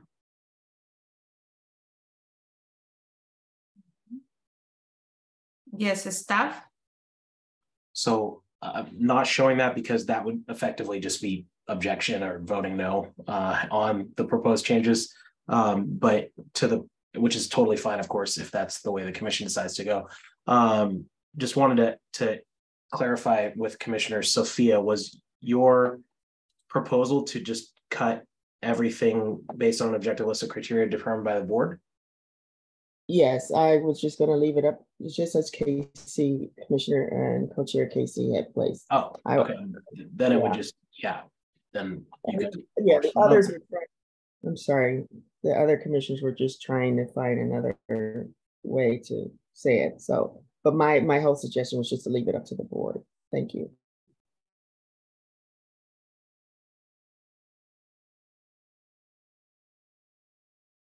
Okay, let me ask a question. If we don't have, this will be, I think we already asked to twice, but I can, then we need to go to a vote. Is that okay, co-chairs? Casey and Charlie? Okay, because I already asked twice and we couldn't have consensus. I'm gonna ask, please raise your hand if you are in favor of adding this sentence that say, based on a list of criteria determined by the board and in consultation with security experts. If you're in favor of adding that. We have 1, 2 in favor. Okay, three in favor. Thank you, Dr. Moses. Please raise your hand and you are opposed to changing and adding that sentence at the end. 1, 2, 3, 4, 5, 6, 7, 8, 9, 10. 10? Okay, thank you. And please raise your hand if you're abstaining. Okay, it's 1. Okay. Can we see the 3? Can we see the chart? Okay, it's clear. Then we have our answer.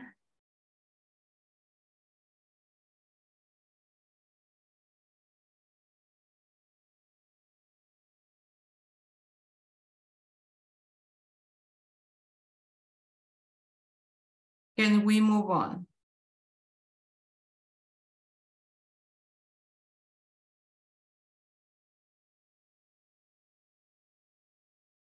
And D6, support and protections for oversight board service. And there's no proposed changes to the section, but I will read it. The oversight board shall be empowered to advocate to other governmental entities, including the state of Oregon, or protections for oversight board members. These protections may include, but are not limited to, A, the services provided by the board members being recognized by the state of Oregon as official services for excused absences from work as a service to the state, local government akin to jury duty. B, the board members being protected from prohibited acts by employers against board members. C, the ability to receive other benefits such as health insurance, including medical, dental and vision, life and disability insurance, and retirement support. D, board members being protected from unlawful employment practices regarding insurance. And E, personal security, including protections of confidentiality of personal data and privacy for board members and applicants, as well as protection from harassment and threats. Thank you. Can we move on?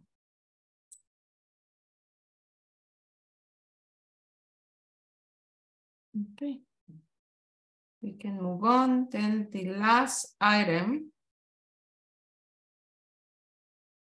Okay. Co-chair Tirsa.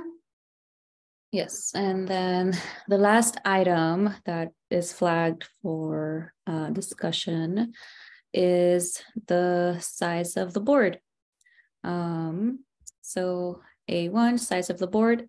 The oversight board shall have 33 members.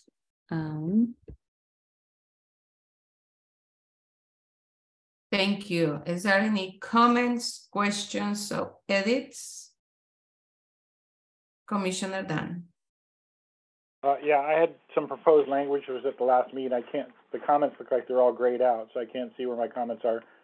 But I believe that if I were to rewrite it again now, what I would suggest is the oversight board shall have between 25 and 33 members as set by city council, but only by a request of the board. So between 25 and 33 members. The initial board shall have 33 members on it. And so that way we give city council what they want, a specific number, but then if it turns out that's too many, then they can cut it back within a couple of years once they figure that out. Thank you, Commissioner Dunn. Is there any questions, suggestions, or edits?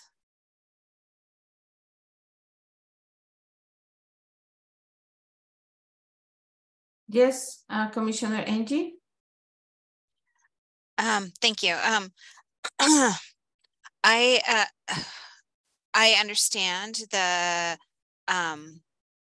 the proposal by Commissioner Handelman, and in giving the City Council an initial number of 33 members, and then having it be flexible to drop down to 25. However, I feel like there's going to be so many decisions that need to be made with this new board that I propose having just one number, a set number at 33. So that's my comment. Thank you. Thank you, Commissioner Angie. Commissioner Charlie, and then Commissioner Sophia. Oh, I hear you, Angie. But I can't make, I don't know about that permanent number, but I was suggesting rewording this altogether because it's so, I think it should start out with the initial board shall have 33 members, but upon request of the board, something where they can choose to have between 25 and 33 or something like that.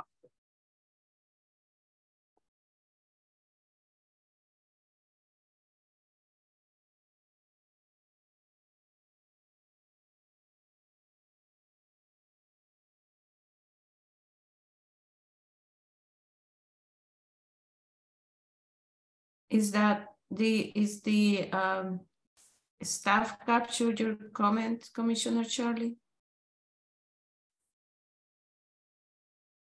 Hold on, I'm reading it. The board may be reduced in size to, yeah, there you go. Thank you, Commissioner Charlie. Commissioner Sophia and then Commissioner Casey. Yes, I'm just thinking it complicates it. I understand the ideas of wanting to have some flexibility, but I just think it makes it much more simpler if we just have a number and just move on. But I appreciate the thoughts from other commission members. Thank you. Thank you, Commissioner Casey, and then Commissioner Tim. I don't know from a legal standpoint if it adds anything to the document to say that the board can request that the city council reduce the number of people on the board, because the board can do that anyway. Like, the city council has the power to change the city code, and the board has the power to ask the city council to do so. So we aren't adding anything by giving the board this power, because the board, if the board decides that it has too many members, there's nothing stopping them from going to city council and asking them to reduce it to 25 members or 6 members or whatever the board wants to ask city council to do, and then city council will have the option of doing so. So I agree that just keeping it short and simple makes sense to me. Thank you, Commissioner Casey. Commissioner Dan. Oh, well, I was looking back through the research document again. San Diego County's charter or city code, I think, I'm not sure which one, that's why I'm trying to find it, says there are going to be between 9 and 15 members on their board, and the county board of commissioners set that number at 11 a few years ago, as many years ago, and that's how many there are still. So it would be more of a policy decision than a changing of the code. It would just be something to set that number within the confines of what the code says, and that way the city council can't drop it below 25 and can't make it larger than 33, but the board can make that request. So I think it actually adds a lot of power to the board to decide for themselves whether they think they need fewer members or not. So I would recommend keeping it in, and I'll see if I can find that while I'm listening to everybody else. If I understand correctly, Commissioner Dan, you recommend to keep it as it is in the second part when they say between 25 and 33 members, or you are adding to put it as the initial board shall have 33 members? The one that co-chair Michelle Wesley proposed, the second one, yeah. Okay, the third one. I mean, yeah, the second and additional. Can we then, because you're suggesting the second here, can we just take then the first suggestion out and then leave with Commissioner Charlie? Okay, then we take that out. Thank you. And we have Commissioner Charlie. Any additional comments, or I should ask the question? Commissioner Sophia, I know you put something in the chat. Do you want to make any additional comments? I just put in the chat that, I understand all these other jurisdictions they've made their decisions, and I just want to say we can make whatever decision we want. It doesn't have to be based on what some other jurisdiction has done. So I don't think it's really relevant of what they've done. It's just nice to know information. So I think we should be making our decisions based on our jurisdiction and not on some others. Thank you. Okay, I will have to ask the question, and there is a strong opposition. We will see whether we can. Is there a strong opposition to changing from what it was to the proposed changes? Okay, we have a strong opposition. Then we can continue the conversation.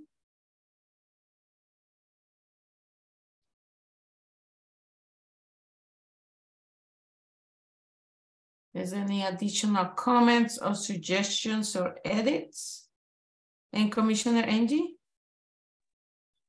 I just want to refer back to what Commissioner Casey said about the board being able to ask City Council to change the number of the membership if it is found to be not the right number. I do remember from our values and one of our bedrock, our values and goals statements that, you know, we part of this work and part of the work of the new board will be to review and to amend what they're doing to fit what they need to accomplish. So I know I don't like putting up walls, but I do think that it's too complicated to have a sliding number. Thank you.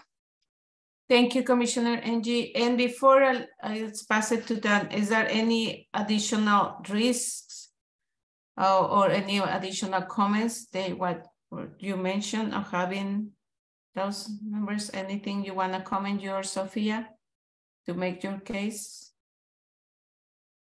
No. I'm just agreeing again with Commissioner Angie, that the board reiterating that the board has the ability to do what it wants, and Commissioner Casey had made that pretty clear. And that's it. Thank you so much. Thank you, Commissioner Sophia. Commissioner Dunn? Yeah, well, you know, just talking about grounding this in our own community, when the Citizen Review Committee was first proposed to City Council, they wanted only 7 people to be on there, and the community pushed back, and they ended up putting 9 members on there. When the DOJ came to town, there was a huge number of appeals being heard by the Citizen Review Committee, and they had that number expanded to 11, and they set the quorum at 5 so they could hear them in panels. And then the number of appeals went down again. And so the CRC has, for 2 years now almost, met without holding any appeals at all. And there's still 11 members on there, which is fine. But it does seem like what the precipitating factor was in expanding the CRC again was the amount of work that they had. And I'm hoping that we all agree that we hope that one day there will be a lot less misconduct and a lot less complaints about misconduct, and that maybe 33 people might be too much. But then if it goes back up again, God forbid, there should be the ability to go back up. And instead of having it be something where they have to keep changing the city code, having something that allows for that flexibility, that's what I'm arguing for. So that's what I'm, I guess that'll be my last thing I'll say. Thanks. Thank you. I will pass it to Commissioner Christian, and then I will ask the question again because it's 8:56 and we still have to go through and the approval of the 2 documents. And yeah. Commissioner Christian? Thanks. The thing that comes to my mind when I'm listening to all this is that would it be helpful to just state the fact that the board can reduce the number if needed, instead of adding a like sliding scale, like just say the oversight board or the initial oversight board shall have 33 members, and they have the ability to reduce this number as needed, depending on workload or something like that. I don't really know. I'm trying to address Commissioner Dan's concern without addressing the sliding scale, because it feels like the sliding scale is what is causing the rift. I don't know if that's helpful. Thank you, Commissioner Christian. And also, Commissioner Faith is having problems with the internet, but she put her comment in the chat. Okay. I'm going to ask the question again. Is there any additional comments before I ask the question? No? Okay. Is there a strong opposition to changing from what it was to the proposed change? Yes, there is a strong opposition. Do you want, okay. Do you want any comment, Commissioner Angie? The one comment is I would like the board to stay in multiples of 3 because they have the 3-year terms, and we are going to stagger it. So I just wanted to bring that point up also, but I just like the simplicity of the original language. Oversight board shall have 33 members. Thank you. Okay. Thank so you. I'll call the question at this point, Victoria, for the vote. Okay. Thank you, Commissioner Casey. I will have to go to the vote. Please raise your hand if you are in favor of changing as it was to the proposed change. 1, 2. I'm sorry, which change is this? Like, yes, what are we voting on? Thank you. Could you just slow down 1 second, please? Just sure. pause a second. And it will be good that when I ask in the question, we can see in the document. That will be easier for the commissioners. I have to stop the screen share for voting. Yeah. But if we can read it, and then we can go to vote, but at least they can read it. Yeah, just bear with me a moment. Sorry.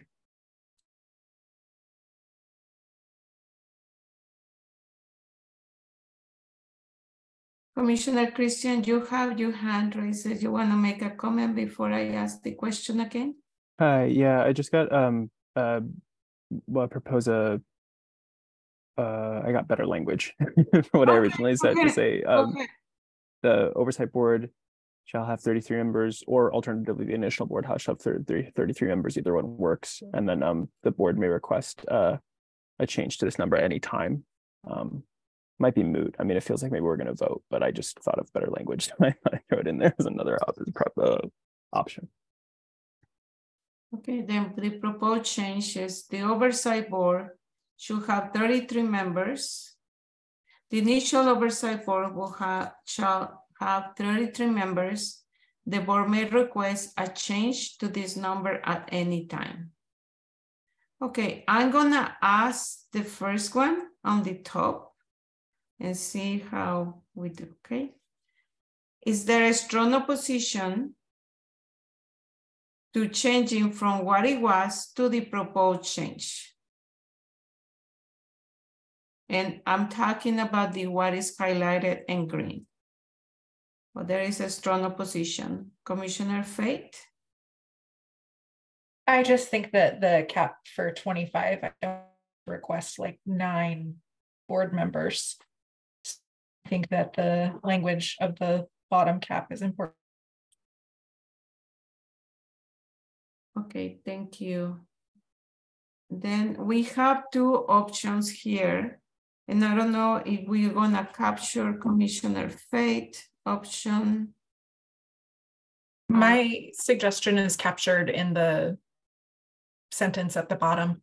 Okay, perfect. Then what we're gonna do, we're gonna vote from the first one and then the second one, because we need to go to vote. I cannot read it, but I want to give you a time to read it. And that will be the first sentence. People can vote for the first sentence. And then I'm gonna ask for the second sentence. It's just no or abstain, okay? This is the first sentence. Please raise your hand if you're in favor of changing as it was to the proposed changing. If you're in favor with this sentence, please raise your hand. It's 1, 2, 3, 4, 5, 6, 7, 8. Dr. Moses, can you help me, please? There is 8. Okay, thank you. I see 8. Yes, is that 8?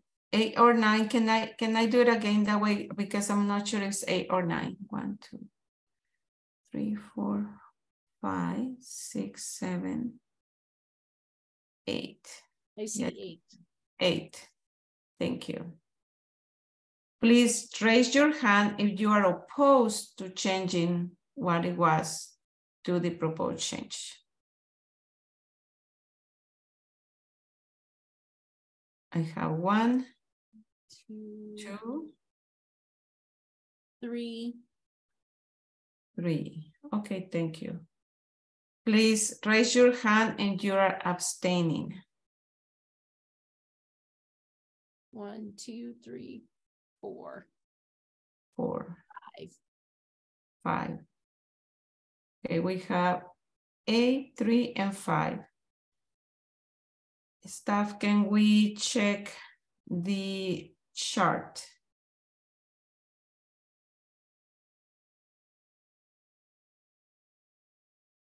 Okay. Is that clear for everyone? Okay. Thank you.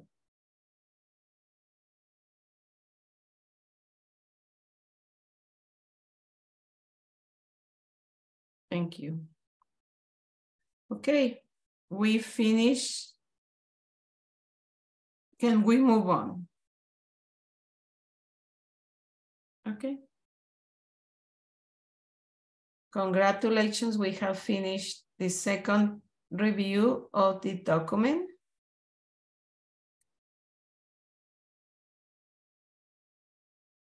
Now we will now go back to the draft areas of agreement on oversight staff, including potential approving the document. The commission has completed discussion of the document, and next on the agenda is discussing whatever the commission should approve the draft areas of agreement with all the changes we have made incorporated into the text. There is a potential agreements document that was circulated that gives some context to its decisions. Before seeing if there is consensus around approving these documents, we're going to hear from the public. After that, we will review the PAC values and goals. Finally, we'll ask if members want to make any final tweaks and then ask if they are ready to make a decision.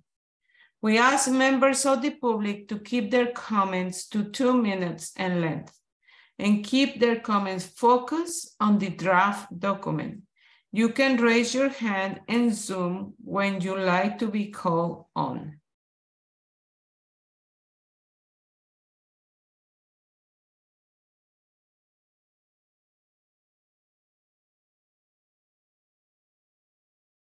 I don't see any hands. Let me give a little bit of more time. I don't see any. No. I don't either. Thank you. Okay, will any of the members of the commission like to revisit any portion of the draft areas of agreement? No. Then we're gonna review our values and goals.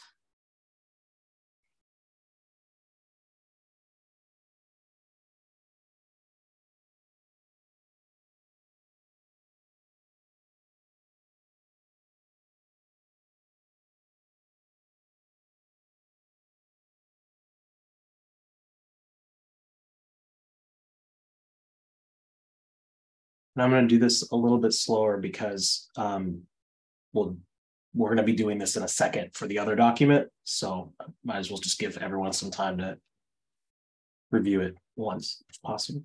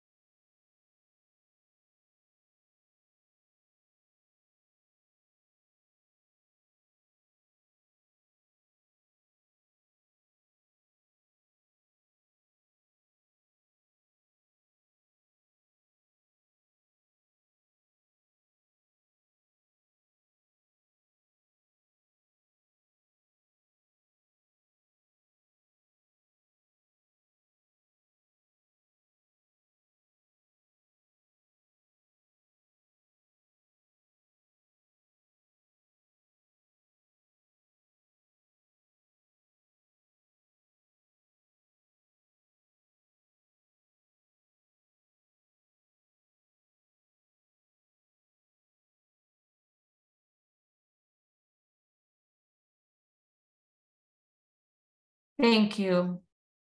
Now I will ask the question, will any of the members of the commission like to revisit the portion of the draft areas of agreement?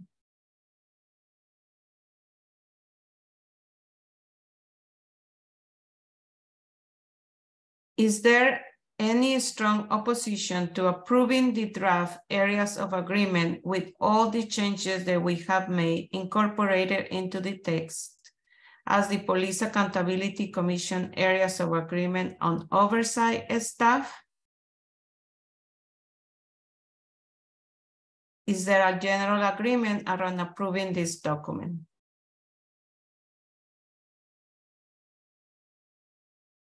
Okay. Then the document is approved.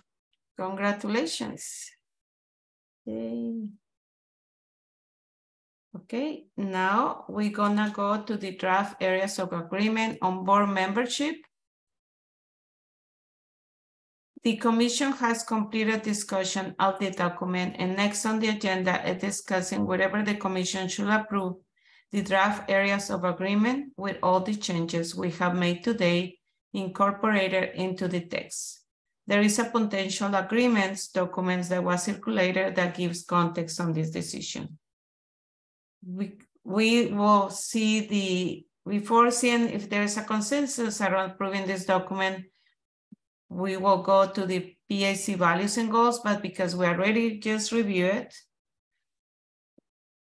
I ask if members want to make any final tweaks and then if they are ready to make a decision. Should we go, let me see.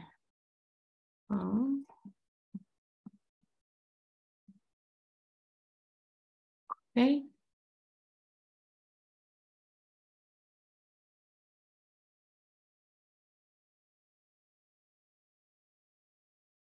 Sorry.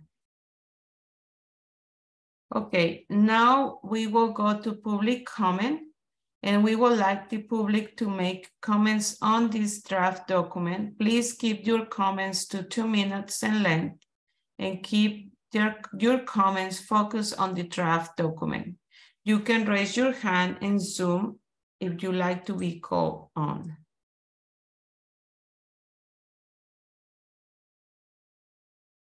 And I see Commissioner Obi has a question or a comment. Commissioner Obi?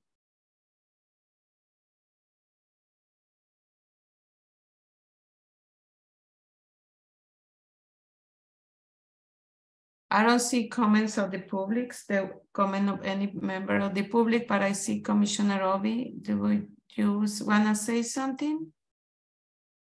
You raise your hand and then.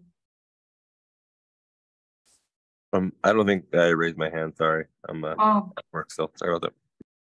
It's okay. I just wanted to make sure that we were listening to you. Thank you, Commissioner. Okay, will any of the members of the commission like to revisit the portion of the draft areas of agreement?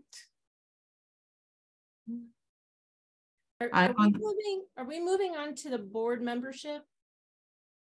Yes. Okay. Yes. So the draft areas of agreement on oversight staff were just approved.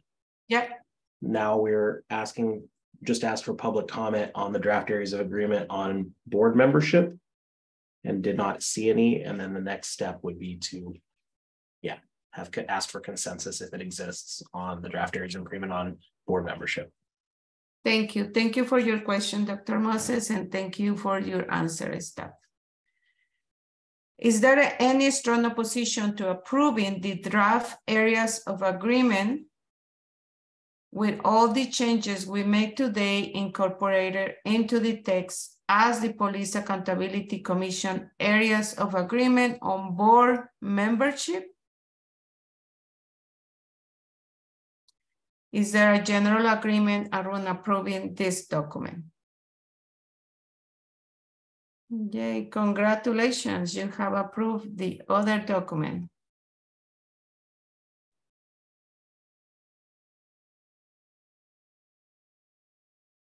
Okay, now we will, Commissioner Charlie, would you like to make a comment?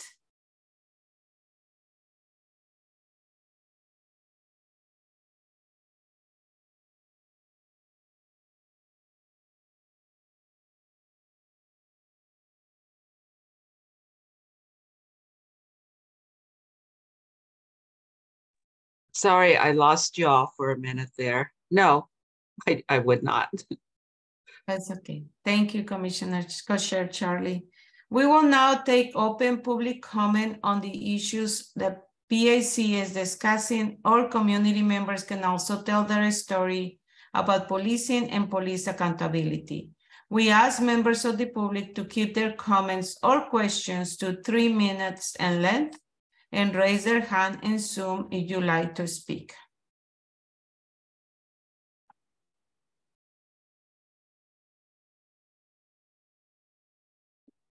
I do not see any hands raised. Thank you, Dr. Moses. Then we will pass on next item on the agenda to next steps. Staff? Thank you. So as soon as we do this one last thing, we are done with the phase of work. It's the approval of co-chairs. I did want to quickly first say congratulations on finishing both of these documents, and also say as a look ahead, there is going to be a, sorry, I'm going to find the exact text here because I want to make sure I say it correctly. There is going to be a second executive session of the Police Accountability Commission on independent legal counsel. It'll be a half hour. It's currently scheduled for this Thursday. And so we'll circle back if we need to adjust that from 6:30 on. It is being held pursuant to ORS 192.660, section 2A. It is open to PAC members, staff, and facilitators only, unless you are media, and media can request it through the website. There's more information on that as well. So that's coming up along with subcommittees. Meetings will starting this week with transition plan and broader system, and there'll be more information on that coming out on the website as well as via email. So just wanted to first lay that out. That is the beginning of the 5th phase of work, which is transition plan and broader system. The last thing for phases of work transition tasks is the approval of full commission co-chairs. There's a slight oddness or awkwardness here. So there are 2 members of the commission, Commissioners Debbie and Tim, who said that they were willing to serve. There's also a 3rd member who said that they were willing to serve and that they'd be at the meeting, and then they followed up and said that they couldn't.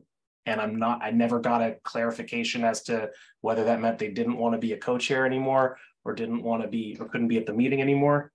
So I don't want to name anybody, but that's what happened. So a little bit awkward there. Apologies for that.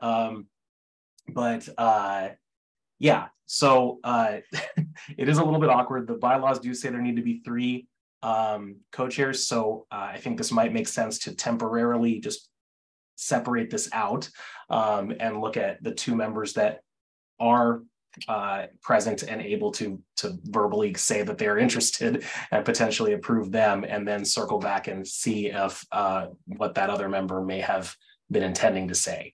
Does that, sorry, I know it's a little bit awkward to put it that way, and this just kind of happened today. So yeah, I don't know if any member has a proposal that they'd like to make at this point about full commission co-chairs for the next phase of work.